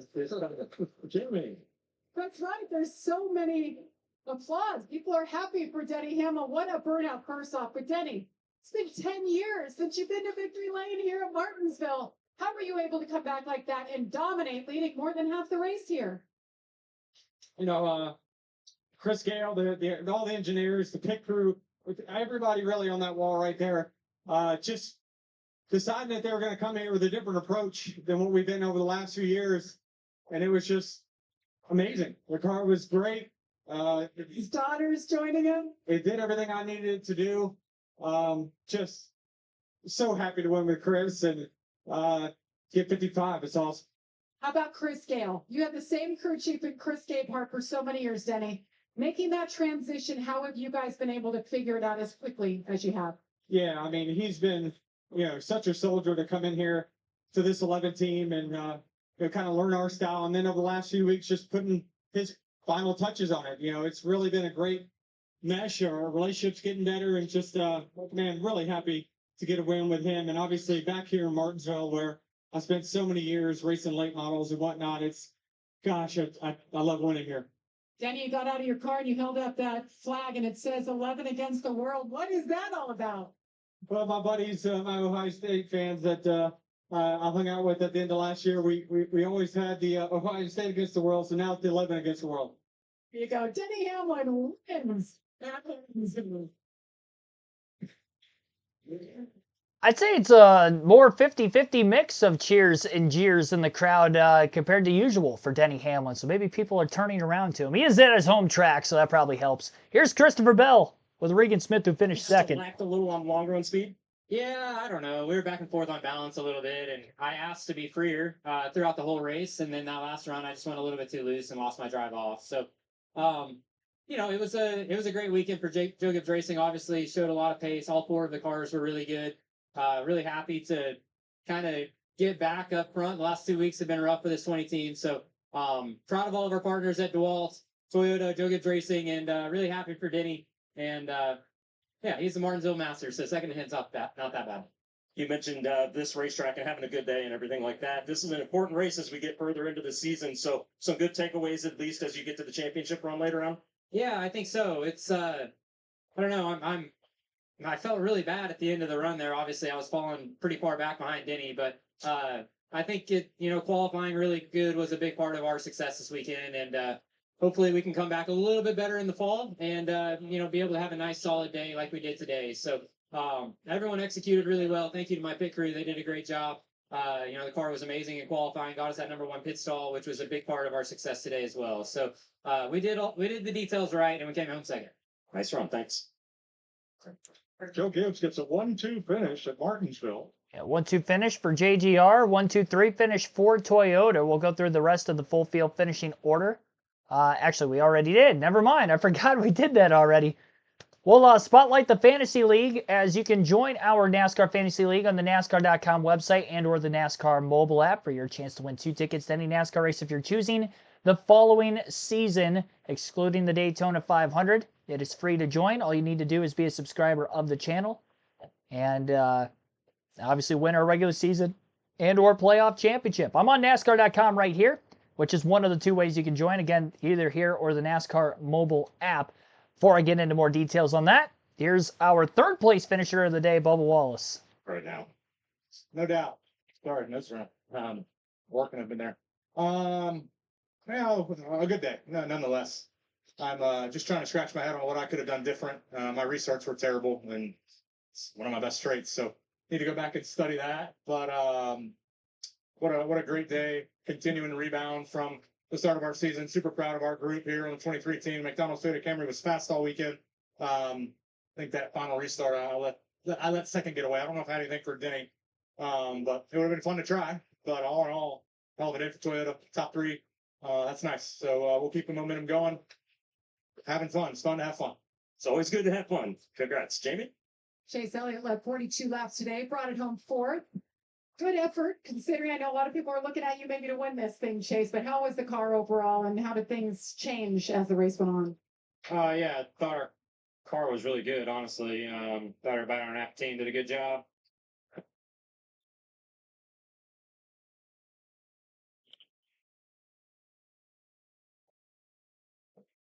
Yesterday, leading into the weekend, and then certainly, getting this thing where it needed to be, I thought, for a balance, for today. So, yeah, all that was really good. Just needed control of the race. I really needed to get to Denny there at the end of that second stage and try to get control. I knew the second half everybody was going to be better and closer, and just that little bit of being able to control this thing from that point forward means a lot. And unfortunately, I didn't do a great job getting to him. I was trying and just came up a few car lengths short. And just puts you in a tough spot trying to play catch up and whatnot. But yeah, it was a solid day. We need more than solid, so we'll keep trucking. See you in Darlington. Mike? Thanks, Jamie. Well, Denny Hamlin's 55 wins have come with 7. Where do you put 6 grandfather clocks at? I mean, he's got 6 of them. Oh, boy. All right. So on to the NASCAR Fantasy League. As I was mentioning already, 2 ways you can sign up, which is through the NASCAR.com website and or the NASCAR mobile app. Again, you have a chance to win 2 tickets to any NASCAR race if you're choosing the following season. If you win our regular season and or playoff championship, again, excluding the Daytona 500 for the following year, clicked on the wrong tab. Clicked on the Cup Series lineup. Meant to click on Fantasy. You'll want to click on Fantasy and then go to Fantasy Live.